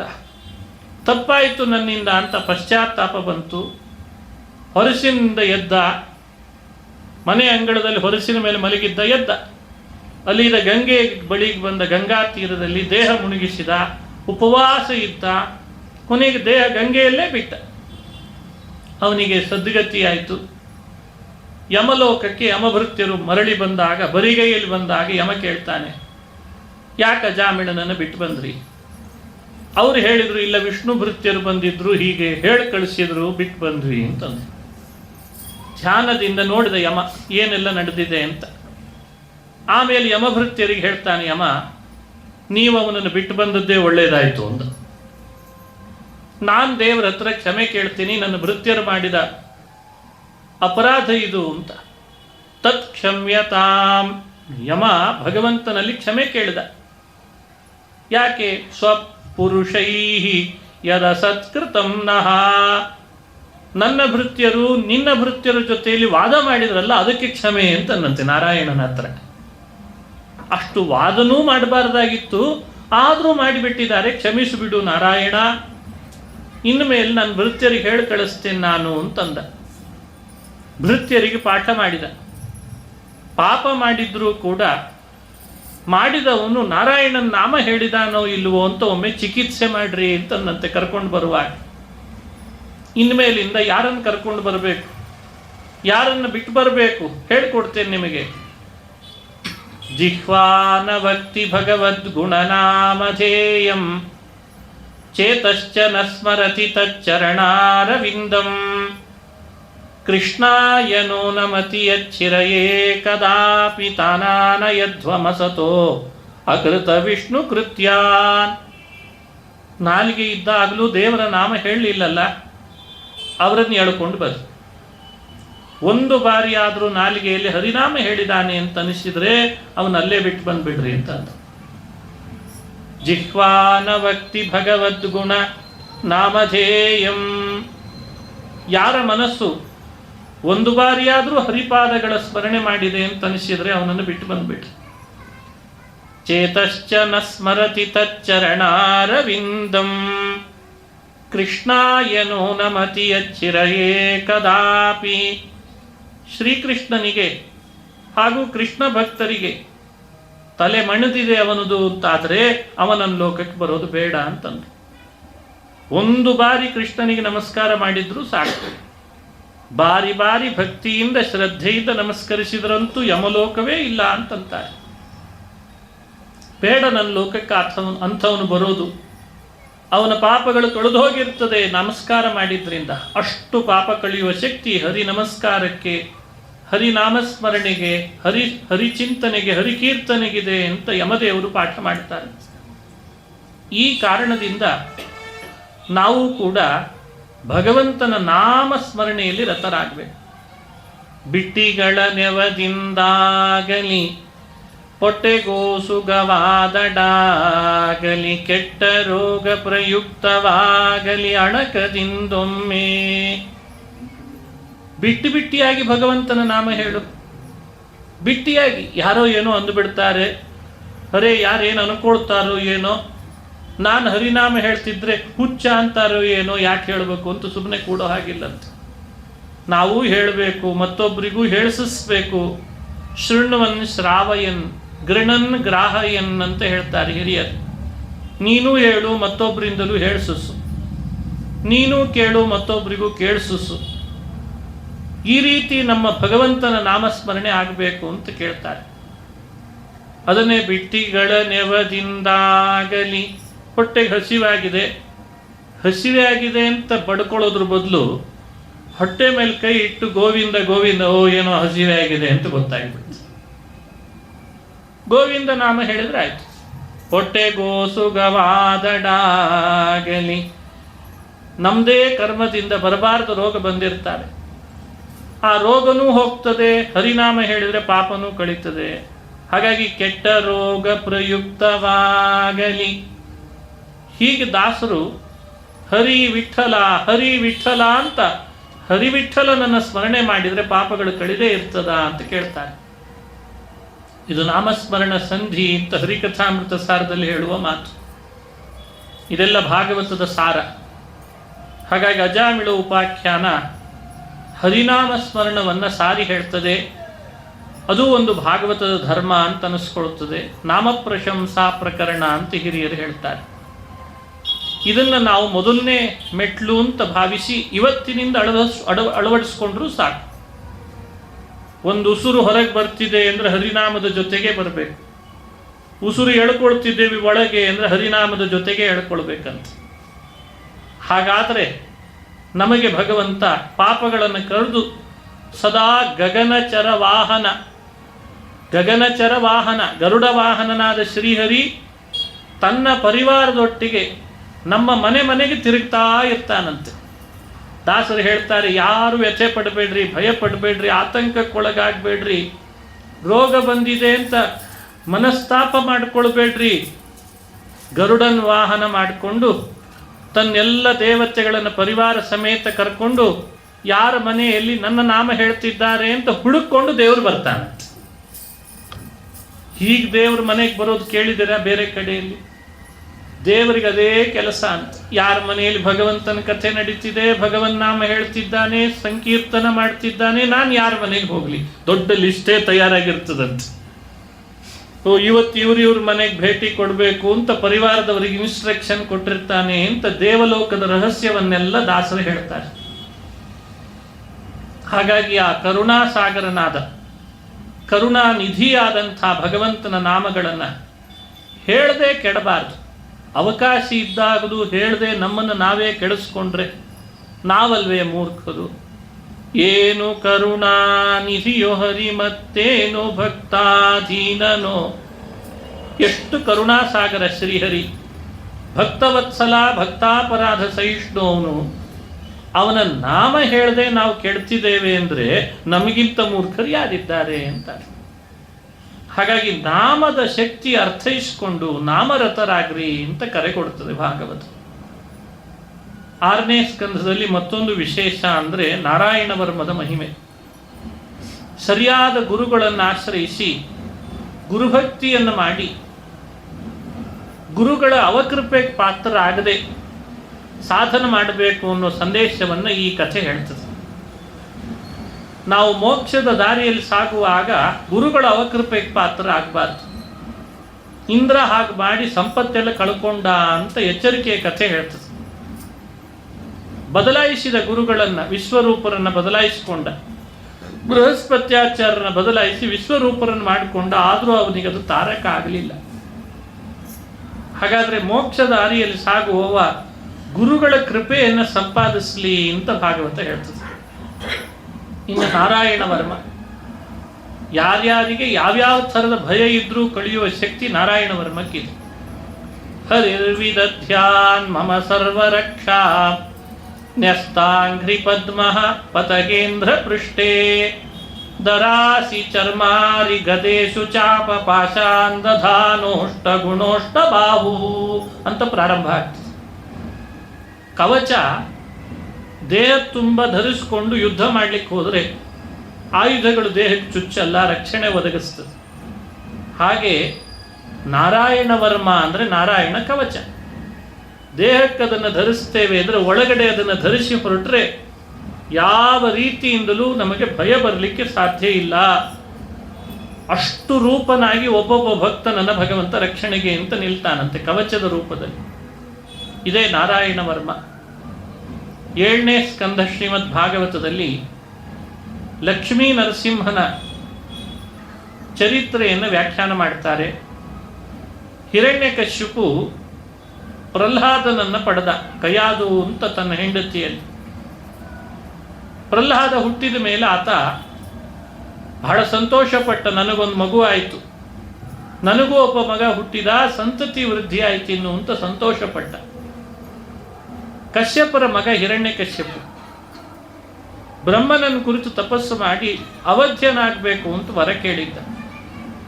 ಹಗಲು ಸಾವು ಬರಬಾರ್ದು, ರಾತ್ರಿ ಸಾವು ಬರಬಾರ್ದು, ಮಧ್ಯಾಹ್ನ ಸಾಯಬಾರ್ದು, ಆಯುಧಗಳಿಂದ ಸಾಯಬಾರ್ದು, ನರರಿಂದ ಸಾಯಬಾರ್ದು, ಮೃಗಗಳಿಂದ ಸಾಯಬಾರ್ದು ಅನ್ನೋದು ಎಷ್ಟು ದೊಡ್ಡ ಪಟ್ಟಿ ಇಟ್ಟಿದ್ದ ನೋಡಿ. ಬ್ರಹ್ಮದೇವರೇ ಅಂದ್ರಂತೆ, ಹಿರಣ್ಯಕಶ್ಯಪು ಸಾಯಬಾರ್ದು ಅಂತ ಕೇಳಲಿಕ್ಕೆ ಇಷ್ಟು ದೊಡ್ಡ ಪಟ್ಟಿ ಇಟ್ಕೊಂಡು ಬಂದಿದ್ದೀ, ಹಿಂದೆ ಯಾರು ಕೇಳಿಲ್ಲ, ನಿನಗಿದನ್ನು ಹ್ಯಾಕ್ ಕೊಡ್ಲಿ ಅಂದ್ರು. ತಾತೇ ಮೇ ದುರ್ಲಭ ಪುಂಸಾಂ ಯಾನ್ ವೃಣೀಶ್ವೇವರಾನ್ ಮಮ. ದುರ್ಲಭ, ಬಹಳ ದುರ್ಲಭವಾಗಿದೆ ನಿನ್ನ ವರ, ಹಾಗ್ಯಾಕೆ ಸಾಧ್ಯ, ಇವುಗಳಿಂದ ಸಾಯಬಾರ್ದು. ಕೊನೆಗಂದಿದ್ದಾನೆ, ನೀವು ಸೃಷ್ಟಿ ಮಾಡಿದ ಯಾವ ಪ್ರಾಣಿಯಿಂದಲೂ ಸಾಯಬಾರ್ದು ಅಂತಿತ್ತು. ಭೂತೇಭ್ಯ ತ್ವದ್ವಿಸೃಷ್ಟೇಭ್ಯ ಬ್ರಹ್ಮ, ನೀನು ನನ್ನ ತಪಸ್ಸಿಗೆ ಮೆಚ್ಚಿದಿ, ಪ್ರಸನ್ನನಾಗಿದ್ದಿ ಅಂದ್ರೆ ಇದೇ ವರ ಕೊಡಬೇಕು ಅಂತ ಹಠ ಹಿಡಿದು ಕೇಳ್ತಾನೆ. ನೀನು ಸೃಷ್ಟಿ ಮಾಡಿದ ಪ್ರಾಣಿಗಳಿಂದ ಸಾಯಬಾರ್ದು.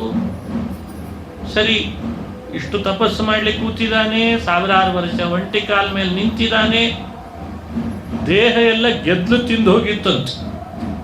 ಹಾಗೆ ನಿಂತಿರ್ಬೇಕು ನೋಡಿ ಅವನು ತಪಸ್ಸು ಮಾಡುವಾಗ. ಆತ ಒಂಟಿ ಕಾಲ ಮೇಲೆ ನಿಂತಿದ್ರೆ ಕಾಲಿನ ಮಾಂಸಗಳನ್ನ ಗೆದ್ಲು ತಿಂದು ಹೋಗಿತ್ತು. ಅಷ್ಟು ಘೋರ ತಪಸ್ಸು ಮಾಡಿದ್ದ. ಅದಕ್ಕೆ ಭಗವತ್ಪಾದರು ಹೇಳ್ತಾರೆ, ತಪಸ್ಸು ಮಾಡಿದವರೆಲ್ಲ ಒಳ್ಳೆಯವರು ಅಂತ ತಿಳಿಬೇಡ್ರಿ. ತಪಸ್ಸಿನಲ್ಲಿ 3 ಪ್ರಭೇದ ಇದೆ. ಸಾತ್ವಿಕ ತಪಸ್ಸು, ರಾಜಸ ತಪಸ್ಸು, ತಾಮಸ ತಪಸ್ಸು ಅಂತ ಕೃಷ್ಣ ಗೀತೆಯಲ್ಲಿ ಹೇಳ್ತಾನೆ. ಸಕಾಮಂತು ತಪಃಕ್ರೂರಂ. ಇತ್ತೀಚೆಗೆ ಲೋಕದಲ್ಲಿ ಎಷ್ಟು ಕಡೆ, ಎಲ್ಲೆಲ್ಲ ಕಡೆಯಲ್ಲೂ ಕೂಡ ತಪಸ್ಸು ಮಾಡ್ತಾರೆ, ಪಾರಾಯಣ ಅಂತಾರೆ, ಕುಂಕುಮಾರ್ಚನೆ ಅಂತಾರೆ, ಇದನ್ನೇನೋ ನಡೆಸಿದ್ದಾರೆ. ಅಂತೂ ಬಹಳ ನಡೆದಿದೆ. ಒಬ್ಬ ಹಿರಿಯರು ಹೇಳ್ತಿರ್ತಾರೆ, ಎಲ್ಲ ಕಡೆಯಲ್ಲಿ ಏನಾಗಿದೆ ಇತ್ತೀಚೆಗೆ ಅಂದರೆ ಧರ್ಮ ಕ್ವಾಂಟಿಟಿ ಜಾಸ್ತಿ ಆಗಿದೆ, ಕ್ವಾಲಿಟಿ ಕಡಿಮೆ ಆಗಿದೆ ಅಂತಂತಿರ್ತಾರೆ. ಎಲ್ಲರೂ ಮಾಡೋರೆ, ನಾನು ಮಾಡ್ತೀನಿ. ಮಾಡೋದು ಮುಖ್ಯ ಅಲ್ಲ, ಯಾವ ಭಾವದಿಂದ ಮಾಡ್ತಿದ್ದಾರೆ ಅನ್ನೋದು ಮುಖ್ಯ ಆಗ್ತದೆ. ಹಾಗಾಗಿ ಹಿರಣ್ಯಕಶಿಪುವಿನ ತಪಸ್ಸು ಅದು ಯಾರಿಗೆ ಸ್ಫೂರ್ತಿ? ಹಿರಣ್ಯಕಶಿಪುವಿನ ತಪಸ್ಸು ಸರಿಯಾದ ರೀತಿಯಲ್ಲಿ ಇತ್ತೋ ಇಲ್ವೋ ಯೋಚನೆ ಮಾಡಬೇಕು. ಅದಕ್ಕೆ ಭಗವತ್ಪಾದರು ಒಂದು ಪುರಾಣ ವಾಕ್ಯವನ್ನು ಉದಾಹರಿಸಿದ್ರು ಭಾಗವತಕ್ಕೆ ವ್ಯಾಖ್ಯಾನಿಸ್ತ. ಸಕಾಮಂತು ತಪಃಕ್ರೂರಂ. ಆತ ಮಾಡ್ತಾ ಇದ್ದ ತಪಸ್ಸು ಒಳಗಡೆ ಭಾವ ಏನಿತ್ತು? ಜಗತ್ತೆಲ್ಲ ನನ್ನ ವಶವಾಗಿರಲಿ. ಈಗಾಗಲೇ ಜಗತ್ತನ್ನು ವಶದಲ್ಲಿ ಯಾರು ಇಟ್ಕೊಂಡಿದ್ದಾನೋ ಅವನಿಲ್ಲ ಅಂತ ಅನಿಸ್ಬೇಕು. ಅವನು ಯುದ್ಧ ಮಾಡ್ಲಿಕ್ಕೆ ಬಂದ್ರೆ ಅವನಿಲ್ಲ ಅನಿಸಿ ಜಗತ್ತನ್ನು ನನ್ನ ವಶ ಮಾಡಿಕೊಳ್ಬೇಕು. ಇದು ಒಂದು ವಶೀಕರಣದ ಭಾವ. ಇದು ಸಕಾಮ, ಇದು ಬಹಳ ಕ್ರೂರ. ಈ ಥರದ ತಪಸ್ಸು ಮಾಡುವಾಗಲೇ ಒಂದು ಪ್ರಭಾವ ತೋರಿಸ್ತದೆ ಜಗತ್ತಿನಲ್ಲಿ. ಏನದು? ದೇವತೆಗಳ ಲೋಕದಲ್ಲಿ ದೇವತೆಗಳ ತನಕನೂ ಕೂಡ ಇವನ ತಪಸ್ಸಿನ ಶಾಖೆ ತಾಕ್ತಿತ್ತಂತೆ. ತಲೆ ಮೇಲೆ ಬರ್ತಿದ್ದ ಶಾಖೆಗಳು ಅಂತ ಭಾಗವತ ಹೇಳ್ತಾರೆ ನೋಡಿ. ಕ್ರೌರ್ಯ ಮೆರಿತಾ ಇದ್ರೆ, ಭೂಮಿ ಮೇಲೆ ಕ್ರೌರ್ಯ ಮೆರಿತಾ ಇದ್ರೆ, ಬಹಳ ಕ್ರೌರ್ಯ ಮೆರಿತಾ ಇದ್ರೆ ಅವರ ಶಾಖೆ ದೇವಲೋಕಕ್ಕೆ ತಾಕ್ತದಂತೆ. ಅದಕ್ಕೆ ದೇವತೆಗಳು ಬಂದು ಬ್ರಹ್ಮನನ್ನ ಒತ್ತಾಯ ಮಾಡಿದರು, ಏನಾದರೂ ಮಾಡ್ರಿ, ಮೊದಲು ಅವನ ತಪಸ್ಸು ನಿಲ್ಲಿಸ್ರಿ. ನೀವು ವರ ಕೊಡ್ತೀರೋ, ಮಾತಾಡಿಸ್ತೀರೋ, ಸಮಾಧಾನ ಹೇಳ್ತೀರೋ ನಮಗೆ ಗೊತ್ತಿಲ್ಲ, ಮೊದಲು ಹಿರಣ್ಯಕಶಿಪುವಿನ ತಪಸ್ಸು ಸಾಕು ಮಾಡಿಸ್ರಿ ಅಂದ್ರೆ. ದೇವತೆಗಳದ್ದೆಲ್ಲ ಕಥೆ ಮುಗಿದೋಗಿತ್ತು. ಅವರೇ ಪರೀಕ್ಷೆ ಮಾಡ್ಲಿಕ್ಕೆ ಬಂದಿದ್ರು ದೇವತೆಗಳು. ಮಳೆ ಸುರಿಸಿ, ಬೆಂಕಿ ತರಿಸಿ, ಅಪ್ಸರೆಯರನ್ನ ತರಿಸಿ ಕುಣಿಸಿ, ಹಾಡು ಹೇಳಿಸಿ, ಅವ್ರದ್ದೆಲ್ಲ ಮುಗಿದೋಗಿತ್ತು ಕತೆ. ಇನ್ನೂ ತಪಸ್ಸು ಮುಂದುವರಿಸಿದ್ದ. ಕ್ರೌರ್ಯ ಹೆಚ್ಚು ಬೆರೀತಿದ್ದ, ತಾಮಸ ಆಗಿತ್ತು. ಹಾಗಾಗಿ ದೇವಲೋಕದಲ್ಲಿ ಅದರ ಶಾಖೆ ತಾಕ್ತಿತ್ತು ಅಂತ ಹೇಳ್ತಾರೆ. ಬಹಳ ವಿಚಿತ್ರವಾದ ವರ್ತನೆ ಕೆಲವರು ಮಾಡುವ ಕೆಲವು ಆಚಾರ ವಿಚಾರಗಳು ತಾವು ಒಬ್ಬರು ಕೆಡೋದಲ್ದೇನೆ ಇಡೀ ಸಮಾಜವನ್ನೇ ಕೆಡಿಸ್ಬಿಟ್ಟಿರ್ತಾರೆ. ಎಲ್ಲರ ಮನಸ್ಸಿನಲ್ಲಿ ವಿಷ ಬೀಜ ಬಿತ್ತುತ್ತಿರ್ತಾರೆ. ಅವರಿಗೆ ಅಸೂಯೆ, ಮಾತ್ಸರ್ಯ, ವಿಚಿತ್ರ ಪ್ರಸಿದ್ಧಿಯ ಹಂಬಲ, ನಾನ್ ದೊಡ್ಡವನಾಗಬೇಕು ಅನ್ನೋ ಪ್ರತಿಷ್ಠೆ ಇದೇ ನೋಡಿ. ದೌಭೂತ ಸರ್ಗೆ ಲೋಕೇಸ್ಮಿನ್ ದೈವಾಸುರ ಏವಚ. ಆಸುರಿ ಸಂಪತ್ತು ಮನುಷ್ಯರಲ್ಲಿ ಬಹಳ ಶೇಖರಣೆ ಆಗಲಿಕ್ಕೆ ಶುರುವಾಗ್ತದೆ. ದಂಭ, ದರ್ಪ, ಅಭಿಮಾನ. ಹಿರಣ್ಯಕಶಿಪು ಆಗಷ್ಟೇ ಇದ್ದ ಅನ್ಕೊಳ್ಬೇಡ್ರಿ, ಈಗೂ ತುಂಬಾ ಜನ ಇದ್ದಾರಂತವ್ರು. ಅಲ್ಲ, ಹೆಸರು ಬೇರೆ ಬೇರೆ ಇಟ್ಕೊಂಡಿರ್ತಾರೆ.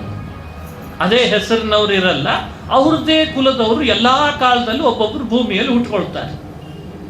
ಅವರ ಸ್ವಭಾವ ಪತ್ತೆ ಹಚ್ಚೋದು ಸ್ವಲ್ಪ ನಿಧಾನ ಆಗ್ತದೆ, ಕೊನೆಗೆ ಅವ್ರದ್ದು ಬಣ್ಣ ಬಯಲಾಗ್ತದೆ. ಇದು ಹಿರಣ್ಯಕಶಿಪು ಅಂತ ಹೇಳ್ತಾರೆ. ಹಿರಣ್ಯಕಶಿಪು ಅಂದ್ರೆ ಅಂಥವನು. ಹಾಗಾಗಿ ಅವನ ತಪಸ್ಸು ತಾಮಸ, ಕ್ರೌರ್ಯ ಮೆರಿಲಿಕ್ಕೆ ಮಾಡಿತ್ತು. ಅದು ಸಕಾಮ. ಆ ರೀತಿ ತಪಸ್ಸು ಮಾಡಿದ್ದ. ವರ ಕೊಟ್ಟಾಯಿತು, ಇನ್ನಿಷ್ಟು ಉನ್ಮತ್ತನಾದ. ಹರಿ ಸಂಕಲ್ಪದಂತೆ ವರ ಕೊಟ್ಟಿದ್ರು, ಮತ್ತಷ್ಟು ಉನ್ಮತ್ತನಾಗಿ ಬೆಳೆದ. ಎಲ್ಲೆಲ್ಲಿ ವೇದ, ಗೋವುಗಳು, ವೇದದ ಪಾಠಶಾಲೆ, ಯಜ್ಞ, ಯಾಗ ನಡೀತಿದ್ದ ಸ್ಥಳಗಳಿತ್ತಲ್ಲ, ಅದನ್ನೆಲ್ಲ ತನ್ನ ವಶ ಮಾಡಿಕೊಂಡ. ಅಲ್ಲೆಲ್ಲ ಹೇಳಿದ, ಇನ್ಮೇಲೆ ಆಹುತಿ ಕೊಡೋದಾದ್ರೆ ನನಗೆ ಕೊಡ್ರಿ ಅಂತಂದ. ಪೂಜೆ ನನಗೆ ಮಾಡ್ರಿ ಎಂದ. ಎಲ್ಲ ನನ್ನ ಹೆಸರು ಹಾಕಿ ಮಾಡ್ತಾ ಇರ್ಬೇಕು, ಎಲ್ಲ ಕಡೆ ಬ್ಯಾನರ್ ಎಲ್ಲ ನಂದೇ ಹಚ್ಚಿರಿ ಅಂತಂದ. ಇದೆಲ್ಲ ಹಿರಣ್ಯಕಶಿಪು ಮಾಡಿದ ಕುಕೃತ್ಯಗಳು. ಎಲ್ಲ ಊರೂರುಗಳಲ್ಲಿ ಏನೇ ಮೆರವಣಿಗೆ ಮಾಡೋದಾದ್ರೂ ನನಗೆ ಮಾಡ್ರಿ ಅಂತಂದ. ಹಯಗ್ರೀವ, ನಮುಚಿ, ಇಲ್ವಲ ಅಂತ ಅವನ ಭೃತ್ಯರುಗಳಿದ್ರಂತೆ. ಅವರನ್ನ ಕರೆದು ಆದೇಶ ಮಾಡಿದ, ಎಲ್ಲಾದ್ರೂ ನನ್ನ ಹೆಸರಲ್ಲೇ ದೇವಸ್ಥಾನ ನಡೀತಾ ಇಲ್ಲ ಅಂದ್ರೆ ಅದನ್ನ ಕಬ್ಜ ತಗೋ ಅಂತಂದಿದ್ದಂತೆ. ಮೂರ್ತಿ ನಂದು ಬೇಕಂದ್ರೆ ಮಾಡಿಸ್ಕೊಡಿಸ್ತೇನೆ ಎಂದಿದ್ದ. ಈಗಲ್ಲ, ಮೊದಲೇ ಮಾಡಿದ್ದಂತೆ ಹಿರಣ್ಯಕಶಿಪು ಇದೆಲ್ಲ ಕೆಲಸ. ತಂದೆ ಮೂರ್ತಿ, ತನಗೆ ಅಭಿಷೇಕ. ಹಾಸ್ಯಕ್ಕೆ ಹೇಳ್ತಿದ್ರು ನಮ್ಮ ಗುರುಗಳು, ಯಾವುದೋ ನದಿ ತೀರದಲ್ಲಿ ಒಂದು 5-6 ಜನ ಕೂತ್ಕೊಂಡು ತಮ್ಮ ಪಿತೃಗಳಿಗೆ ತೀರ್ಥ ಶ್ರಾದ್ದ ಮಾಡ್ತಿದ್ರಂತ. ಈ ಹಯಗ್ರೀವ, ನಮುಚಿ, ಇಲ್ವಲ ಎಲ್ಲ ಹೋದ್ರು. ಹಿರಣ್ಯಕಶಿಪುವಿನ ಭೃತ್ಯರು, ಏನ್ ಮಾಡ್ತಿದ್ದೀರಿ? ಇಲ್ಲ, ನಮ್ಮ ತಂದೆಗೆ ತೀರ್ಥ ಶ್ರಾದ್ದ. ಹಿರಣ್ಯಕಶಿಪುವಿಗೆ ಮಾಡ್ರಿ. ಅತಿ ಬುದ್ಧಿವಂತರಾದ್ರೆ ಈಗೂ ಆಗ್ತದೆ. ಬಾ, ಯಾರು ಬೇಡ ಅಂತಾರ, ಅವನಿಗೂ ಒಂದು ತರ್ಪಣ ಕೊಡ್ತೇವೆ ಅಂತ ಹೇಳಿ ಹಿರಣ್ಯಕಶಿಪುವಿಗೂ ಒಂದು ತರ್ಪಣ ಬದುಕಿದಾಗಲೇ ಕೊಡಿಸ್ಬಿಟ್ಟಿದ್ರು. ಇಂಥವೆಲ್ಲ ನಡೆದೋಗಿತ್ತು. ನೃಸಿಂಹ ಪುರಾಣದಲ್ಲಿ ಇದಕ್ಕೂ ವ್ಯತ್ಯಾಸ ಮಾಡಿ ಹೇಳ್ತದೆ. ಹಿರಣ್ಯಕಶಿಪುವಿನ ಭಾವ ಏನು? ದೇವರು ಅಂತ ಲೋಕ ಎಲ್ಲ ಯಾರನ್ನ ಆರಾಧಿಸ್ತಿದೆ, ಆಸ್ತಿಕ ಪ್ರಪಂಚ, ಆ ಸ್ಥಾನ ನಂದಾಗಬೇಕು ಅಂತ ಭಾವನೆ ಇತ್ತು ಅಂತ ಹೇಳ್ತದೆ. ಬರೀ ಭೂಮಿ ವಶ, ದೇವಲೋಕ ವಶ, ದೇವತೆಗಳು ನನಗೆಲ್ಲ ಬಂದು ಕಪ್ಪ ಒಪ್ಪಿಸ್ಬೇಕು ಅಷ್ಟೇ ಅಲ್ಲ. ದೇವತೆಗಳೆಲ್ಲ ಯಾರನ್ನು ಆರಾಧಿಸ್ತಾರೆ, ಆಸ್ತಿಕರೆಲ್ಲ ಯಾರನ್ನು ಪೂಜಿಸ್ತಾರೆ, ಯಜ್ಞಗಳಲ್ಲೆಲ್ಲ ಯಾರು ಧ್ಯೇಯನಾಗಿದ್ದಾನೆ, ಆಹುತಿಗಳನ್ನೆಲ್ಲ ಯಾರಿಗೆ ಸಮರ್ಪಣೆ ಮಾಡ್ತಾರೆ, ಅದೆಲ್ಲ ನನಗೆ ಬರಬೇಕು. ಇದಕ್ಕೇನಾದ್ರೂ ಮಾಡ್ತೀನಿ. ಅದು ನಾಗಲೋಕ ಇರ್ಬೋದು, ಅತಳ ಇರ್ಬೋದು, ಸುತಳ ಇರ್ಬೋದು, ತಳಾತಳ ಇರ್ಬೋದು, ಪಾತಾಳ ಇರ್ಬೋದು, ಸ್ವರ್ಲೋಕ ಇರ್ಬೋದು, ಜನೋಲೋಕ ಇರ್ಬೋದು.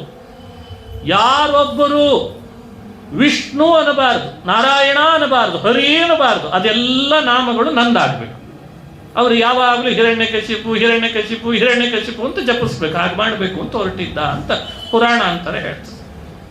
ನಾನೇ ದೇವರು, ನನಗಿಂತ ಮತ್ತೊಬ್ಬರೇ ದೇವರು ಇಲ್ಲೇ ಇಲ್ಲ. ದೇವೋತ್ತಮ ನಾನು, ಪರಾಕುಗಳೆಲ್ಲ ನನಗಾಗಬೇಕು, ಪೂಜೆ ನನಗೆ ನಡಿಬೇಕು ಅಂತ ಹೊರಟಿದ್ದ. ದೇವತೆಗಳಿಗೆ ಇವನ ಉಪಟಳ ತಡಿಲಿಕ್ಕೆ ಆಗಲಿಲ್ಲ. ಬಂದಾಗ ಇಷ್ಟು ಗೌರವ ಕೊಟ್ಟ ಹಾಗೆ ತೋರಿಸ್ತಿದ್ರು ಅವನು ದಿಗ್ವಿಜಯಕ್ಕೆ ಬಂದಾಗ. ಆಮೇಲೆ ಅವರೆಲ್ಲ ದೇವರ ಬಳಿಗೆ ಮೊರೆ ಬಂದರು. ಕ್ಷೀರ ಸಮುದ್ರ ಶಯನನಾದ ಶ್ರೀಹರಿ ದೇವತೆಗಳು ಮೊರೆ ಬಂದಾಗ, ಶರಣು ಬಂದಾಗ ಹೇಳ್ದ, ಜ್ಞಾತಮೇ ತಸ್ಯ ದೌರಾತ್ಮ್ಯಂ, ಅವನ ದೌರಾತ್ಮ್ಯಂ ಜ್ಞಾತಂ, ನನಗೆ ಗೊತ್ತಿದೆ ಅವನ ದುಷ್ಟತನ ಏನು ಅಂತ. ಆದರೆ ಕಾಲಸ್ತಾವತ್ ಪ್ರತೀಕ್ಷತಾ ಪ್ರಹ್ಲಾದಾಯ ನಿರ್ವೈರಾಯ ಪ್ರಶಾಂತಾಯ ಸ್ವಸುತಾಯ ಮಹಾತ್ಮನೇ. ನಿರ್ವೈರನಾದ ಪ್ರಶಾಂತನಾದ ಅವನಿಗೇ ಹುಟ್ಟಿದ ಒಬ್ಬ ಮಗ ಇದ್ದಾನೆ, ಆತ ನನ್ನ ಭಕ್ತ ಅನ್ನಂತೆ ಭಗವಂತ. ಅವನನ್ನು ಭಕ್ತ ಪ್ರಹ್ಲಾದ, ಅವನನ್ನು ಎಂದು ದ್ರೋಹ ಮಾಡ್ತಾನೆ.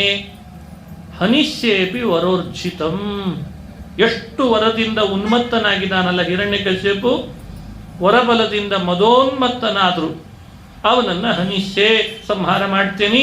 ಕಾಲಸ್ತಾವತ್ ಪ್ರತೀಕ್ಷತಾಂ, ಅಷ್ಟು ಕಾಲ ನೀವು ಪ್ರತೀಕ್ಷೆ ಮಾಡಬೇಕು ಅಂತಂದ ವಿಷ್ಣು. ದೇವತೆಗಳು ಸುಮ್ಮನಾದರು.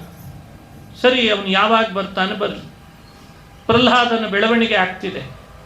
ಅವನ ಬೆಳವಣಿಗೆಯಲ್ಲೇ ಮೊಳಕೆಯಲ್ಲಿರುವಾಗಲೇ ಪ್ರಭಾವ ತೋರಿಸ್ತಾ ಇದ್ದಂತೆ, ಹರಿಭಕ್ತಿಯ ಪ್ರಭಾವ. ಪ್ರಹ್ಲಾದ ಸಣ್ಣ ವಯಸ್ಸಿನವನಾದಾಗ ಪ್ರಹ್ಲಾದನಿಗೆ ಉಪನಯನ ಮಾಡಿ ಗುರುಕುಲಕ್ಕೆ ಸೇರಿಸಿದ. ಅಲ್ಲಿಯೂ ಪ್ರಹ್ಲಾದ ಹರಿಭಕ್ತಿಯ ಪಾಠನೇ ಹೇಳಿದ. ಎಲ್ಲಿ ಹೋದರೂ ಹರಿನಾಮ ಬಿಡಲಿಲ್ಲ, ಎಲ್ಲಿ ಹೋದರೂ ಹರಿಯ ಬಗ್ಗೆ ವಿಶ್ವಾಸವನ್ನು ಕಡಿಮೆ ಮಾಡಿಕೊಳ್ಳಿಲ್ಲ. ಭಾಗವತ ಬಹಳ ಬಾರಿ ಕೇಳ್ತೇವೆ, ಅದು ಹೇಳ್ಕೊಡೋದೇನು ನಮಗೆ? ಆ ಹಿರಣ್ಯಕಶಿಪುವಿನ ಮನೆಯಲ್ಲಿ ಎಲ್ಲೂ ವಿಷ್ಣುವಿನ ಚಿತ್ರಪಟಗಳೇ ಇರಲಿಲ್ಲ, ಬರೀ ಹಿರಣ್ಯಕಶಿಪುಂದೇ ಇಟ್ಟಿತ್ತಂತೆಲ್ಲ. ಅವಂದೇ ಅಕ್ರಾಳ್ ವಿಕ್ರಾಳ್ ಮಾರಿ, ಅದೇನು ಮೀಸಿ, ಅದೇನು ಕ್ವಾರಿ ಹಲ್ಲು, ಹೆಟ್ಟ ಇದ್ದಾಗಿದ್ದ ಹಿರಣ್ಯಕಶಿಪು. ಅದು ಯಾರೋ ಬರಬೇಕು ಚಿತ್ರಕಾರ, ಇವ ಅವರಿಗೊಂದು ಆಭರಣ ಕೊಡಬೇಕು, ಒಂದು ದೊಡ್ಡ ಚಿತ್ರ ಬರೆದು ಕೊಟ್ಟಿರ್ಬೇಕು, ಅದನ್ನೇ ಇಟ್ಕೊಂಡಿದ್ದು. ಈಗೆಲ್ಲ ಮನೆಯೊಳಗೆ ಅಂಥವೇ ಜಾಸ್ತಿ, ದೇವರಿಗಿಂತ ದೆವ್ವದ್ದೇ ಫೋಟೋ ಜಾಸ್ತಿ. ಕೆಲವ್ರ ಮನೇಲಿ ಕುದುರೆ, ಕೆಲವ್ರ ಮನೇಲಿ ಇನ್ಯಾವುದೋ ಚೀನಾ ದೇಶದ ಗೊಂಬೆ ಅಂತೆ. ಇಂಥವೆಲ್ಲ ನಮ್ಮ ದೇಶಕ್ಕೆ ಕಾಲಿಡ್ಲಿಕ್ಕೆ ಶುರು ಆಯ್ತು. ಈಗ ಅಂತೂ ದೇವ್ರು ಬೇಡ, ಅವಿಶ್ವಾಸ ಮಾಡ್ಲಿಕ್ಕೆ ಶುರು ಮಾಡ್ತಾರೆ. ಇದು ಇಟ್ಟುಕೊಳ್ರಿ, ಇದು ಒಳ್ಳೇದಾಗ್ತದೆ ಅಂತ ಯಾರೋ ಹೇಳಿಬಿಟ್ರೆ ಹರಿ ಅದ್ರ ಮೇಲೆ ವಿಶ್ವಾಸ. ಕೊನೆಗೇನಾದ್ರೂ ವಿಷಯ ತಿಳಿಸ್ಲಿಕ್ಕೆ ಹೋದ್ರೆ, ಇಲ್ಲ ಅದು ಇಟ್ಟಾಗಿಂದ ಏನೋ ಒಂದು ಬದಲಾವಣೆ ಆಗಿದೆ ನೋಡ್ರಿ ನಮ್ಮಲ್ಲಿ ಅಂತ ಅವ್ರದ್ದು ತಲೆ ಕೆಡಿಸಿ ತಾನೂ ತಲೆ ಕೆಡಿಸ್ಕೊಂಡು ಹೀಗೆಲ್ಲ ಮಾರ್ಪಾಡಾಗ್ಲಿಕ್ಕೆ ಶುರು ಆಯ್ತು. ಇದೆಲ್ಲ ಹಿರಣ್ಯಕಶಿಪುವಿನ ಕಾಲದಿಂದಲೇ ಬಂದದ್ದು. ಎಲ್ಲಾದರೂ ಚೌರಸ್ತ ಇದ್ರೆ ಮಧ್ಯದಲ್ಲೆಲ್ಲ ಮೂರ್ತಿ ಅವಾಗಿಂದ ಶುರು ಆದದ್ದು. ಅದು ಇವಾಗಲ್ಲ, ಮೊದಲು ಹಿರಣ್ಯಕಶಿಪುವಿಂದೇ ಅಲ್ಲಂತೆ. ಏನು ಕೇಳಿದ್ರು ಹಿರಣ್ಯಕಶಿಪುವಿನ ಸರ್ಕಲ್ ಅದೇ ಅಂತಂತಿರ್ತಿ. ಈಗೆಲ್ಲ ಹಾಗೆ ಅಲ್ಲೇನು, ಮತ್ತೆ ರಸ್ತೆಗಳಿಗೂ ಅವಂದೇ ಹೆಸರು, ಚೌರಸ್ತಾಕ್ಕೂ ಅವಂದೇ, ಸ್ಮಶಾನಕ್ಕೊಂದು ಇಡಬಾರ್ದು ಅಷ್ಟೇ ಏನು ಪುಣ್ಯಕ್ಕೆ. ಅದು ಮುಂದೆ ಯಾರಾದರೂ ಅದನ್ನು ತಗೊಂಡ್ರೆ. ಇಂಥವೆಲ್ಲ ವಿಚಿತ್ರ ಭಾವಗಳು ಎಲ್ಲೆಲ್ಲಿ ಯಾವ್ಯಾವ ಥರದ ಕುಕೃತ್ಯ ನಡೆಸಿ ಎಲ್ಲ ನಾಶ ಮಾಡಬೇಕು ಧರ್ಮ, ಅದನ್ನೆಲ್ಲ ಮಾಡ್ತಾ ಇತ್ತು. ಆದರೆ ಪ್ರಹ್ಲಾದ ಮಾತ್ರ ಉಪನಯನ ಆದದ್ದೇ ತಡ. ಗುರುಕುಲವಾಸ ಮಾಡಿ ಬರ್ತಾನೆ ಮನೆಗೆ. ಕೆಲವು ದಿವಸ ಗುರುಕುಲವಾಸದಲ್ಲಿ ಇರ್ತಿದ್ದ, ಕೆಲವೊಮ್ಮೆ ರಜೆ ಬಂದಾಗ ಮನೆಗೆ ಬರ್ತಿದ್ದ. ಅನಧ್ಯಯನದ ತಿಥಿ, ಅನಧ್ಯಯನ ಇದ್ದಾಗ. ಹಿರಣ್ಯಕಶಿಪು ಕೇಳ್ತಿದ್ದಂತೆ, ಪ್ರಹ್ಲಾದ ಇಷ್ಟು ದಿನ ಗುರುಕುಲವಾಸ ಮಾಡಿದಿ, ಚಂಡಾಮರ್ಕರು ಗುರುಗಳು ಪಾಠ ಮಾಡಿರ್ತಾರೆ ನಿನಗೆ, ನೀನು ಕಲಿತ ಪಾಠಗಳಲ್ಲಿ ಒಳ್ಳೇದು ಯಾವ ಪಾಠ ಇದೆ, ಬಹಳ ಹಿತವಾದ ಪಾಠ ಅಂತ ಅನಿಸಿರ್ತದೆ ನಿನಗೆ, ಅದನ್ನು ಒಂದು ಮಾತು ಹೇಳು ಅಂತ ಕೇಳಿದೆ. ಒಳ್ಳೇದು ಯಾವುದು ಅಂತ ಕೂಡಲೇ ಈತನಿಗೆ ನಾರದರು ಉಪದೇಶ ಮಾಡಿದ ನೆನಪಾಯಿತು. ಕೈಯಾದು ಗರ್ಭದೊಳಗಿದ್ದಾಗಲೇ ನಾರದರು ಉಪದೇಶ ಮಾಡ್ತಾ ಇದ್ರು ಬಂದು. ಅದನ್ನು ನೆನಪಿಸ್ಕೊಂಡು ಒಳ್ಳೆಯ ಪಾಠ ಯಾವುದು ಅಂದಾಗ ಈತ ಹೇಳ್ತಾನೆ, ವನಂಗತೋ ಯದ್ಧರಿಮಾಶ್ರಯೇತ. ವನಂಗತಃ, ವನ ಅಂದರೆ ಸಜ್ಜನ ಸಮೂಹ ಅಂತ ಅರ್ಥ. ಶ್ರೀಹರಿಯನ್ನು ಆಶ್ರಯಿಸಬೇಕು ಸಜ್ಜನರ ಸಮೂಹದೊಳಗೆ ಹೋಗಿ.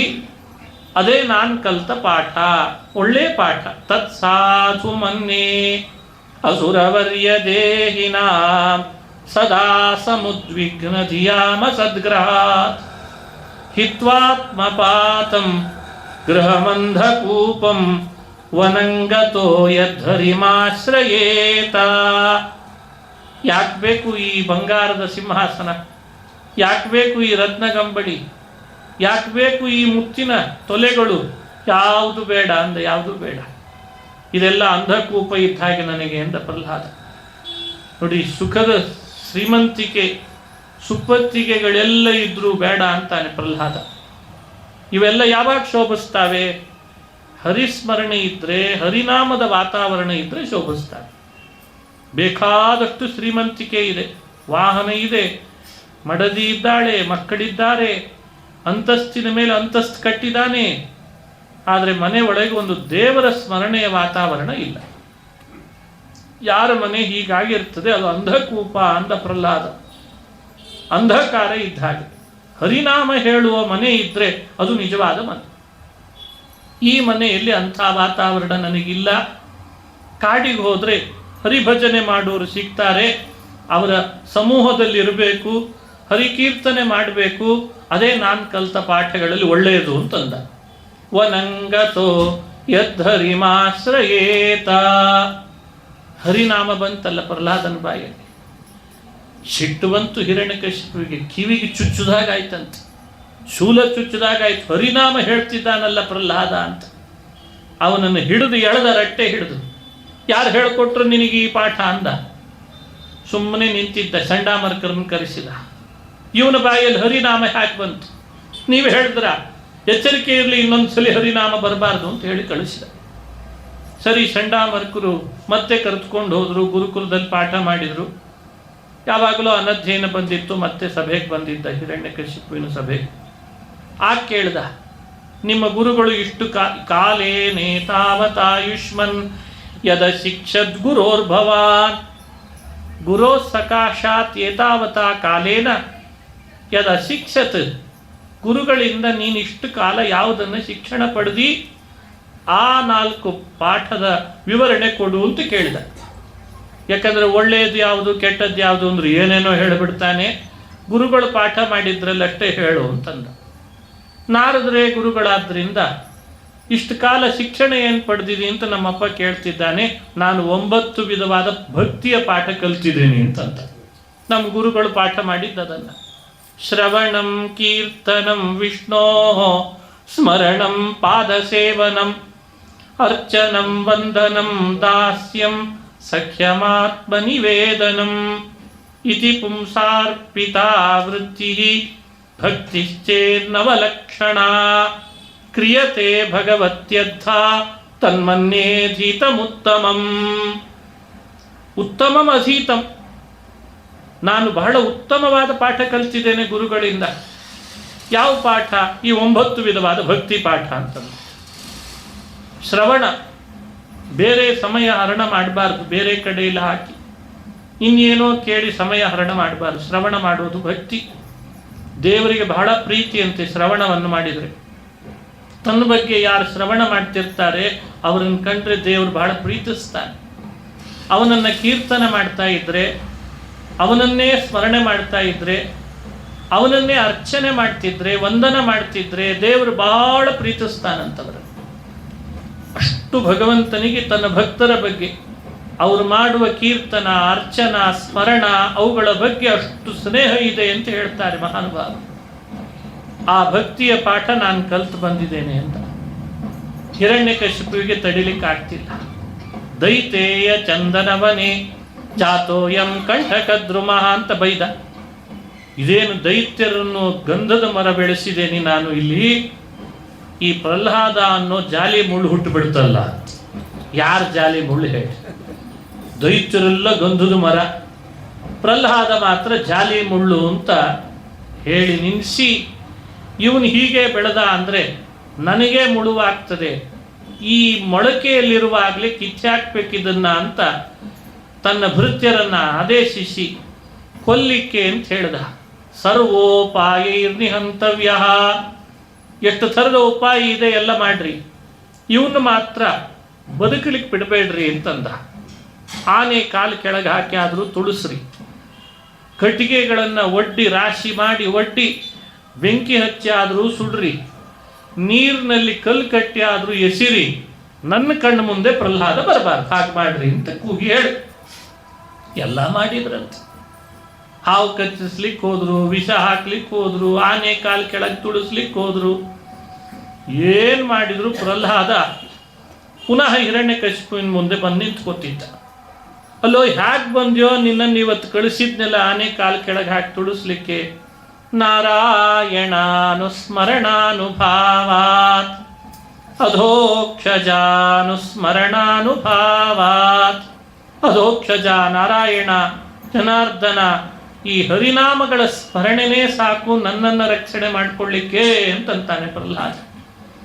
ಇನ್ನೇನು ಮಾಡಲಿಲ್ಲ, ಬೇಡ್ಕೊಳ್ಳಿಲ್ಲ, ನನಗೆ ಬೆಂಕಿ ಹಚ್ಚಬೇಡ್ರಿ ಅಂತ ಕೂಗ್ಕೊಳ್ಳಿಲ್ಲ, ಹಚ್ಚುವಾಗ ಓಡಿ ಹೋಗಲಿಲ್ಲ, ಕೈ ಬೀಡಿಸ್ಕೊಂಡು ಕೈಗೇನಾದರೂ ಜೋರಾಗಿ ಅವರನ್ನು ಝಾಡಿಸಿ ಓಡಿ ಹೋಗಲಿಲ್ಲ. ಕಲ್ಲು ಕಟ್ತಿದ್ದಾರೆ ಅಂದರೆ ಕಟ್ಟಿಸ್ಕೋತಿದ್ದ, ಸರಪಳಿ ಸುತ್ತಿದ್ದಾರೆ ಅಂದರೆ ಸುತ್ತಿಸ್ಕೋತಿದ್ದ, ಬೆಟ್ಟದ ಮೇಲೆ ಎಳ್ಕೊಂಡು ಹೋಗಿ ನೀರಿಗೆ ತಳ್ತಾರೆ ಅಂದರೆ ತಳ್ಳಿಸ್ಕೊಳ್ತಿದ್ದ, ನೀರಿನೊಳಗೂ ಹೋಗ್ತಿದ್ದ. ಹೋದ ಮೇಲೆ ಜನಾರ್ದನಾನುಸ್ಮರಣಾನುಭಾವ, ಜನಾರ್ದನ ಅಂತ ಕೂಗ್ತಿದ್ದಂತೆ. ಒಳಗೆ ಹೋದ ಪ್ರಹ್ಲಾದನನ್ನ ಕೈ ಹಿಡಿದು ನಾರಾಯಣ ಮೇಲ್ ತಂದು ಅವರ ಮನೆ ತನಕ ಬಿಟ್ಟು ಹೋಗ್ತಿದ್ದಂತೆ. ಬಂದಂತೆ ಈ ಕಥೆಯಲ್ವೇ ನಮಗೆ ಸ್ಫೂರ್ತಿ. ಭಗವಂತನ ಸ್ಮರಣೆ ಪರಿಪರಿಯಿಂದ ಬರ್ತಿದ್ದ ಮೃತ್ಯುವನ್ನು ಹೇಗೆ ರಕ್ಷಣೆ ಮಾಡ್ತಿತ್ತು. ಯಾಕೆ ಮೃತ್ಯುವಿಗೆ ಮೃತ್ಯು ತಾಯನಿಪ ಅಂತಾರೆ ದಾಸರಾಯ. ಮೃತ್ಯೋರ್ ಮೃತ್ಯುಂ ನ ಮಾಮ್ಯಹಂ. ಮನುಷ್ಯನ ಬಳಿಗೆ ಮೃತ್ಯು ಬರಬೇಕಾದ್ರೆ ಭಗವಂತನನ್ನು ಕೇಳಿ ಬರ್ತದಂತೆ. ಆ ಭಗವಂತನ ಸ್ಮರಿಸೋ ಶಕ್ತಿನೇ ನಮಗೆ ಕೊಟ್ಟಾಗ, ಅರ್ಹತೆ ನಮಗಿರುವಾಗ ಮೃತ್ಯುವಿಗೆ ಯಾಕೆ ಹೆದರಬೇಕು. ಮೃತ್ಯುರ್ಧಾವತಿ ಪಂಚಮ ಇತಿ. ಮೃತ್ಯು ಪಂಚಮ ಇತಿ ಧಾವತಿ.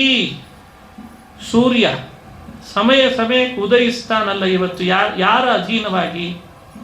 ಆ ಭಗವಂತನ ಭಯದಿಂದ. ಭೀಷಾಸ್ಮಾದ್ವಾತ ಪವತೆ ಭೀಷೋದೇತಿ ಸೂರ್ಯ ಭೀಷಾಸ್ಮಾದಗ್ನಿಶ್ಚೇಂದ್ರಶ್ಚ ಮೃತ್ಯುರ್ಧಾವತಿ ಪಂಚಮ ಇತಿ ಅಂತ ದೇವರ ಸ್ವರೂಪ ಹೇಳ್ತದೆ.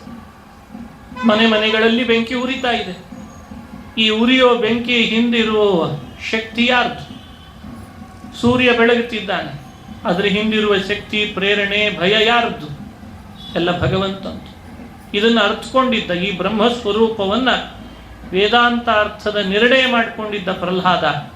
ಹಾಗಾಗಿ ಅವನಿಗೆ ಯಾವ ಭಯ ಇರಲಿಲ್ಲ, ಹರಿಸ್ಮರಣೆ ಬಿಡಲಿಲ್ಲ, ಕೊಡ್ತಿದ್ದ ಮೃತ್ಯುವಿಗೆ ಅಂಜಲಿಲ್ಲ. ಎಷ್ಟು ಬಾರಿ ಕಿರುಕುಳ ಕೊಟ್ಟರು ದೇವರ ಸ್ಮರಣೆಯಿಂದ ಪಾರಾಗಿಬಿಟ್ಟ. ಹಿರಣ್ಯಕಶಿಪುವಿಗೆ ತಲೆ ಕೆಡ್ತು. ಇವನನ್ನ ಇನ್ಯಾರ್ದೋ ಕೈಯಲ್ಲಿ ಕೊಲ್ಲಿಸ್ಬೇಕು ಅಂದ್ರೆ ಆಗ್ತಾ ಇಲ್ಲ, ನಾನೇ ಮುಗಿಸ್ಬಿಡ್ತೇನೆ ಅಂತ ಒಮ್ಮೆ ತಲೆಗೂದ್ಲು ಹಿಡ್ದ. ಎಲ್ಲಿದ್ದ ನಿನ್ನ ಕಾಪಾಡೋ ಹರಿ ಅಂತ ಕೂಗಾಡಿದ. ಈ ಪ್ರಹ್ಲಾದ ಹೇಳ್ತಾನೆ, ಎಲ್ಲಿಲ್ಲ ಹೇಳು ಅಂತಂತ. ಇನ್ನಿಷ್ಟು ಸಿಟ್ಟು ಬಂತವನಿಗೆ, ಎಲ್ಲಿಲ್ಲ ಹೇಳು. ನನ್ನೊಳಗೂ ಇದ್ದಾನೆ, ನಿನ್ನೊಳಗೂ ಇದ್ದಾನೆ. ನನ್ನೊಳಗಿಲ್ಲ ಹರಿ ಅಂತಂದಂತ. ಇಲ್ಲೋ ನಿನ್ನೊಳಗೂ ಇದ್ದಾನೆ ಅಂತಂದ. ನನ್ನೊಳಗ ಆ ಹರಿ ಇದ್ದಾನೆ ಅನಬೇಡ ಅಂತಿದ್ದಾನೆ ಹಿರಣ್ಯಕಶಿಪು. ಎದುರುಗಡೆ ಕಂಬ ತೋರಿಸಿದ, ಇಲ್ಲಿದ್ದಾನ ಅಂತಂದ. ಅಲ್ಲೂ ಇದ್ದಾನೆ. ಅಂತರ್ ಬಹಿಶ್ಚ ತತ್ ಸರ್ವಂ ವ್ಯಾಪ್ಯ ನಾರಾಯಣ ಸ್ಥಿತ. ಒಳ ಹೊರಗೆ ವ್ಯಾಪಿಸಿದ್ದಾನೆ ಶ್ರೀಹರಿ, ಕಂಬದಲ್ಲೂ ಇದ್ದಾನೆ ಎಂದ. ಕೈಯಲ್ಲಿ ಖಡ್ಗ ಎಳೆದು ಆ ಕಂಬವನ್ನ ಸೀಳ್ತೇನೆ, ಈಗ ಒಳಗಿರುವ ಹರಿ ಹೊರಗೆ ಬರಲಿ, ಅವನ್ನ ಮೊದಲು ಇಲ್ಲ ಅನಿಸಿ ಆಮೇಲೆ ನಿನ್ನೂ ಇಲ್ಲ ಅನ್ನಿಸ್ತೇನೆ ಅಂತ ಶುರು ಮಾಡಿದ. ಕಂಬವನ್ನ ತಾಡನ ಮಾಡಿದ. ಸ್ತಂಭ ಭ್ಯಸ್ತು ಸತ್ಯಂ ವಿಧಾತುಂ ನಿಜ ಭೃತ್ಯ ಭಾಷಿತಂ ವ್ಯಾಪ್ತಿಂಚ ಭೂತೇಷ್ವಖಿಲೇಷು ಚಾತ್ಮನಃ ಅದೃಶ್ಯತಾತ್ಯದ್ಭುತ ರೂಪಮುದ್ವಹನ್ ಸ್ತಂಭೇ ಸಭಾಯ ನ ಮೃಗಂ ನ ಮಾನುಷಂ. ಸತ್ಯ ಮಾಡಬೇಕು ಪ್ರಹ್ಲಾದ ಭಕ್ತನ ಮಾತನ್ನ ಅಂತ. ಭಕ್ತನ ಮಾತು ಸತ್ಯ ಮಾಡಲಿಕ್ಕೆ ಕಂಬ ಸೀಳಿದಾಗ ಒಳಗೇ ಇದ್ದಂತೆ ನರಸಿಂಹ. ಬೆಳಗ್ಗೆನೆ ಬಂದು ಕೂತಿದ್ದ ಅಂತಾರೆ ಬೇರೆ ಪುರಾಣದಲ್ಲಿ. ಈ ಹಿರಣ್ಯಕಶಿಪು ಅದನ್ನು ಒಡೆಯೋದು ಸ್ವಲ್ಪ ನಿಧಾನ ಮಾಡಿದ್ದಂತೆ. ಮಧ್ಯಾಹ್ನ ಬರೋಣವ ಅನ್ಕೊಂಡ, ಇವನೇನು ಒಡಿಲಿಲ್ಲ. ಸಂಧ್ಯಾ ಕಾಲದಲ್ಲಿ ಕೊನೆಗೆ ಒಡೆದ. ಮೊದಲೇ ಬಂದಿದ್ದೆ, ನೀನೇ ತಡ ಮಾಡಿದೆ ಅಂತ ಗರ್ಜಿಸಿದ್ದಂತೆ. ಹೇಗಿದ್ದ ನೃಸಿಂಹ ಅಂತ ಹೇಳ್ತಾರೆ. ಪ್ರತಪ್ತ ಚಾಮೀಕರ ಚಂಡಲೋಚನಂ ಸ್ಫುಟತ್ಸಟಾ ಕೇಸರ ಜೃಂಭಿತಾನನಂ. ಚಾಮೀಕರ ಚಂಡಲೋಚನಂ, ನಿಗಿ ಕೆಂಡ ಹ್ಯಾಕ್ ಕಾಣಬೇಕು ನೃಸಿಂಹನ ಕಣ್ಣು ಹಾಗೆ ಕಾಣ್ತಿತ್ತಂತೆ.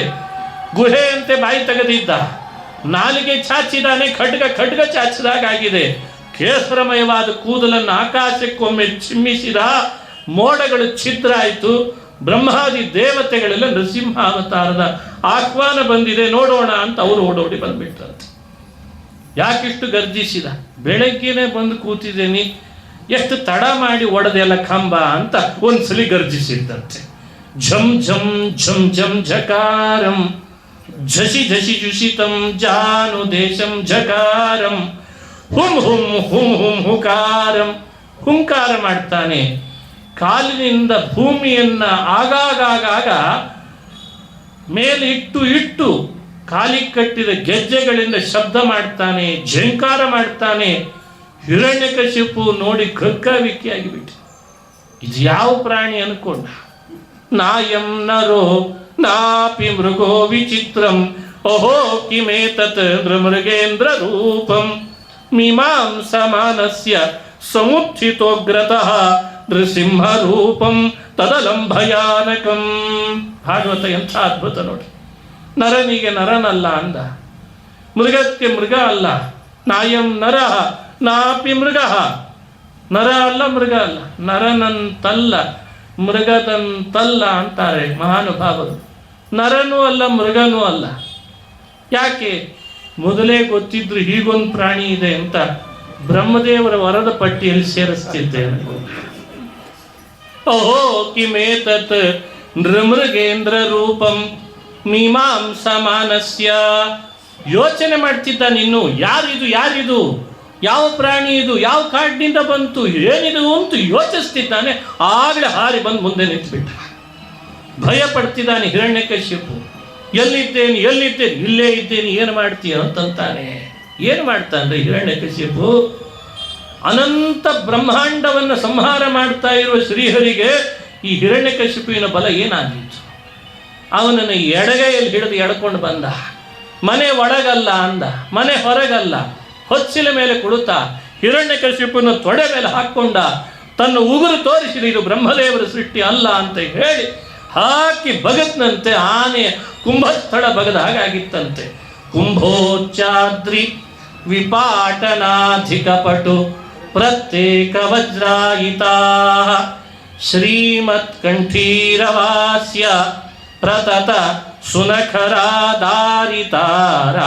ದೂರ ಪ್ರಧ್ವಸ್ತಧ್ವಾಂತ ಶಾಂತ ಪ್ರವಿತತ ಮನಸಾ ಭಾಗಿತ ಭೂರಿ ಭಾಗೈ. ಏನು ವಜ್ರದಂಥ ಉಗುರು! ಬ್ರಹ್ಮದೇವರ ಆಯುಧ ಬೇಕಿಲ್ಲ. ಬ್ರಹ್ಮ ಸೃಷ್ಟಿ ನಾನಲ್ಲವೋ? ಹಗಲಲ್ಲ, ಮಧ್ಯಾಹ್ನ ಅಲ್ಲ, ಸಂಧ್ಯಾಕಾಲವೋ? ಎಲ್ಲ ರೀತಿಯಿಂದಲೂ ವರಕ್ಕೆ ಮೀರದೆ ವರಕ್ಕೆ ಅನುಗುಣವಾಗಿ ಹಿರಣ್ಯಕಶಿಪುನನ್ನ ಉಗುರಿನಿಂದ ಬಗದು ಒಳಗೆ ಕೈಯಾಡಿಸಿ ಆಂತ್ರ ಮಾಲೆ ತೆಗೆದು ಕೊರಳಿಗೆ ಹಾಕ್ಕೊಂಡು ಗರ್ಜನೆ ಮಾಡ್ತಾ ಇದ್ದಾನಂತೆ. ದೇವತೆಗಳೆಲ್ಲ ಕೆಳಗಿಳಿದ್ರು. ಒಬ್ಬೊಬ್ಬರು ಸ್ತೋತ್ರ ಮಾಡ್ಲಿಕ್ಕೆ ಶುರು ಮಾಡಿದ್ರು. ನೃಸಿಂಹ, ಏನು ಉಗ್ರ ರೂಪ ಇದು! ಇಂಥ ಉಗ್ರ ರೂಪ ನೋಡೇ ಇರಲಿಲ್ಲ ನಾವ್ಯಾರು. ಆತ ಶಾಂತನಾಗು ಅಂತ ಬ್ರಹ್ಮ ಹೇಳ್ತಾನೆ. ಶಿವ ಶಾಂತನಾಗಲಿ ಅಂತ ಸ್ತೋತ್ರ ಮಾಡಿದ. ಇಂದ್ರ ಮಾಡಿದ. ಯಕ್ಷರು, ವಿದ್ಯಾಧರರು, ಅಪ್ಸರರು, ಕಿನ್ನರರು, ಕಿಂಪುರುಷರು, ಗುಹ್ಯರು, ಸಿದ್ಧರು, ಸಾಧ್ಯರು, ಚಾರಣರು ಎಲ್ಲರೂ ಸ್ತೋತ್ರ ಮಾಡಿದ್ರಂತೆ. ಒಬ್ಬೊಬ್ಬರು ಸ್ತೋತ್ರ ಮಾಡಿದಾಗೆಲ್ಲ ಒಂದ್ಸಲಿ ಗುರ್ರ ಅಂತಿದ್ದಂತೆ. ಅಂದರೆ ನಮ್ಮ ಸ್ತೋತ್ರ ಸಾಲಿಲ್ಲ ಅಂತ ಅರ್ಥ. ಇನ್ನೊಬ್ರು ಮಾಡಿದ ಕೂಡಲೇ ಮತ್ತೆ ನಾದ ಮಾಡ್ತಾ ಇದ್ದ. ಕೊನೆಗೆ ಬ್ರಹ್ಮದೇವರಿಗೆ ಅರ್ಥ ಆಯ್ತು, ಇವ್ರದ್ದೆಲ್ಲ ಮುಗಿತಿನ್ನು, ನಮ್ಮ ಸ್ತೋತ್ರಕ್ಕೇನು ಶಾಂತನಾಗೋ ಹಾಗೆ ಕಾಣೆ, ಆ ಪ್ರಹ್ಲಾದನ ಸ್ತೋತ್ರಕ್ಕೆ ಶಾಂತನಾಗ್ತಾನೆ ಅಂತ ಅನಿಸಿ ಆ ಪ್ರಹ್ಲಾದನನ್ನು ಮುಂದೆ ಮಾಡಿಬಿಟ್ರಂತೆ. ಬ್ರಹ್ಮಾದಯ ಸುರಗಣಾ ಮುನಯೋಥ ಸಿದ್ಧಾ ಸತ್ವೈಕತಾನ ಮತಯೋ ವಚಸಾಂ ಪ್ರವಾಹೈ. ಬ್ರಹ್ಮಾದಿ ದೇವತೆಗಳು ಪುಂಖಾನುಪುಂಖವಾಗಿ ಸ್ತೋತ್ರದ ಗಂಗಾ ಪ್ರವಾಹ ನಿನ್ನ ಪಾದದಡಿಗೆ ಹರಿಸಿದರೆ ಶಾಂತನಾಗದ ಶ್ರೀಹರಿ ನನ್ನಂಥ ಅಸುರನ ಮನೆಯಲ್ಲಿ ಹುಟ್ಟಿದವನ ಈ 4 ತೊದಲ್ನುಡಿಗಳಿಗೆ ಶಾಂತನಾದಿಯಲ್ಲ, ನೀನು ಸರ್ವೋತ್ತಮ ಅನ್ನಲಿಕ್ಕೆ ಇದೇ ನಿದರ್ಶನ ಅಂತಂತಂತೆ. ಬಹಳ ದೊಡ್ಡವ್ರನ್ನೇ ಮಾತಾಡಿಸ್ತಿರ್ತಾರೆ. ಸಣ್ಣ ಕಾರ್ಯಕರ್ತರ ಬಗ್ಗೆ ಅವ್ರ ಯೋಚನೆ ಇರಲ್ಲ. ಆದರೆ ನೀನು ಹಾಗಲ್ಲ ಅಂತಂದ್ರು. ನೀನು ಹಾಗಲ್ಲ.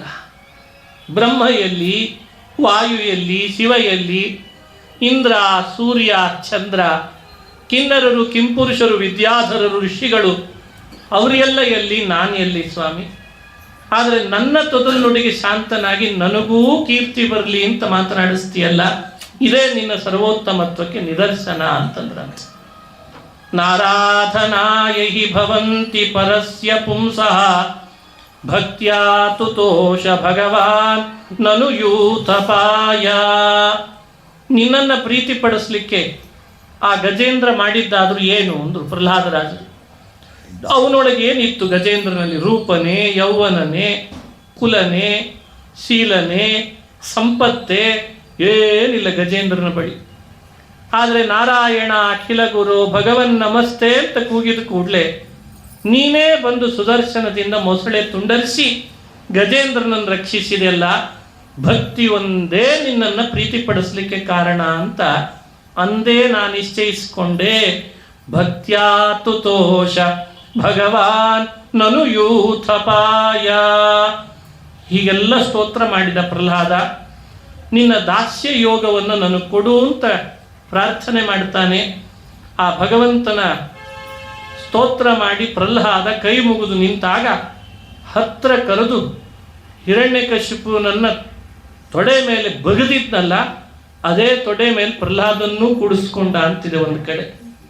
ಅವನ ತಲೆ ಮೇಲೆ ಕೈಯಾಡಿಸಿದ, ಅಂತೂ ಇಬ್ಬರನ್ನೂ ತೊಡೆ ಮೇಲೆ ಕೂಡಿಸ್ಕೊಂಡಿದ್ದಾನೆ. ಹಿರಣ್ಯಕಶಿಪುನೂ ತೊಡೆ ಸೇರಿದ, ಪ್ರಹ್ಲಾದನೂ ತೊಡೆ ಸೇರಿದ. ಇಷ್ಟೇ ವ್ಯತ್ಯಾಸ, ಅವನ ಬಗದ ಇವನಿಗೆ ತಲೆ ಮೇಲೆ ಕೈಯಾಡಿಸಿ ಶ್ರೀರಕ್ಷೆಯನ್ನು ಕೊಟ್ಟ.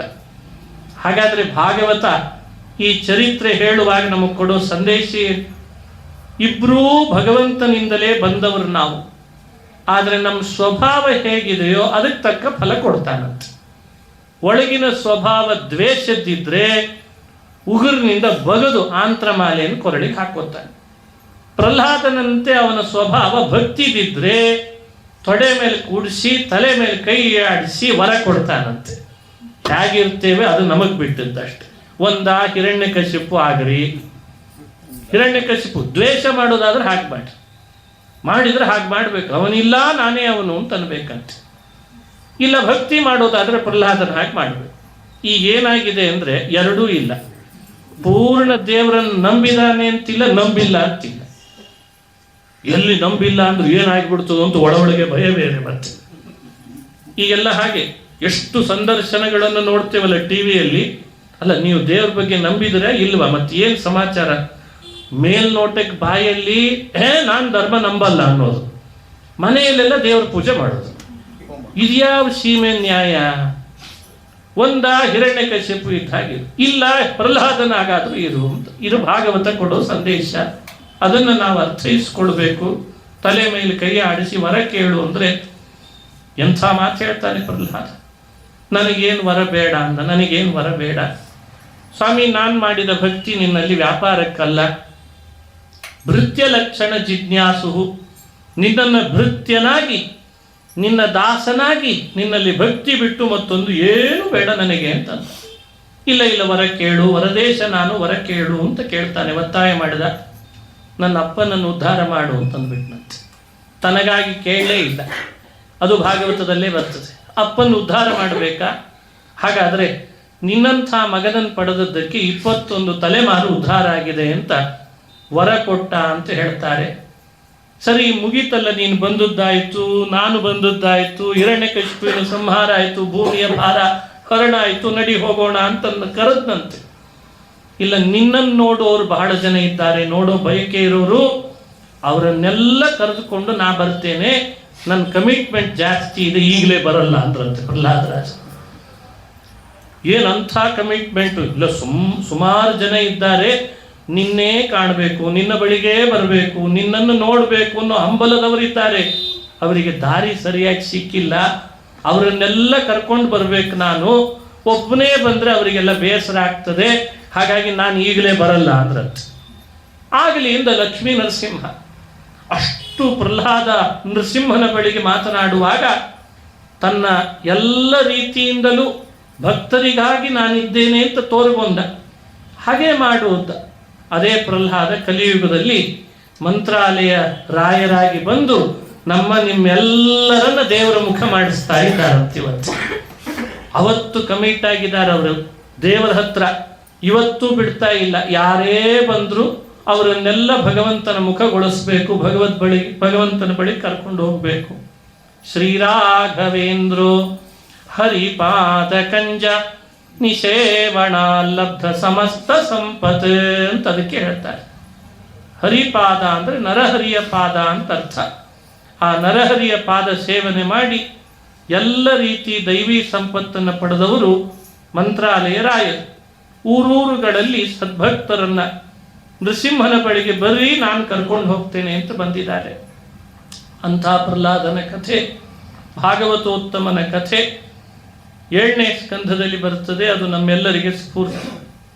ಪ್ರಹ್ಲಾದನ ಕಥೆಯನ್ನು ಶ್ರವಣ ಮಾಡಿದರೆ ಎಲ್ಲ ರೀತಿಯಿಂದ ರಕ್ಷಕನಾಗಿ ನರಸಿಂಹ ಬರ್ತಾನೆ. ಅವರು ಹಿಂದೆ ನಿಂತು ರಕ್ಷಣೆ ಮಾಡ್ತಾನೆ ಅಂತ ಕಥೆ ಹೇಳ್ತಾರೆ, ಫಲ ಹೇಳ್ತಾರೆ.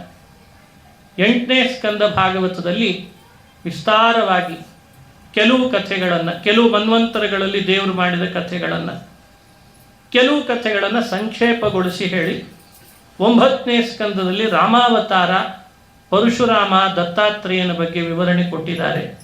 10ನೇ ಸ್ಕಂದದಲ್ಲಿ ಕೃಷ್ಣಾವತಾರದ ಕಥೆ. ನಾಳೆ ದಿವಸ ಬೆಳಗ್ಗೆ ಭಾಗವತದ ಮಂಗಳೋತ್ಸವ. ಈ ಮುಂದಿನ ಸ್ಕಂದಗಳಲ್ಲಿ ಬರುವ ಭಗವಂತನ ಅವತಾರದ ಕಥೆಗಳ ಸಂದೇಶವನ್ನು ನೋಡೋಣ ಅಂತ ಹೇಳ್ತಾ ಇವತ್ತಿನ ಉಪನ್ಯಾಸ ಮುಕ್ತಾಯ ಮಾಡ್ತಾ ಇದ್ದೇನೆ.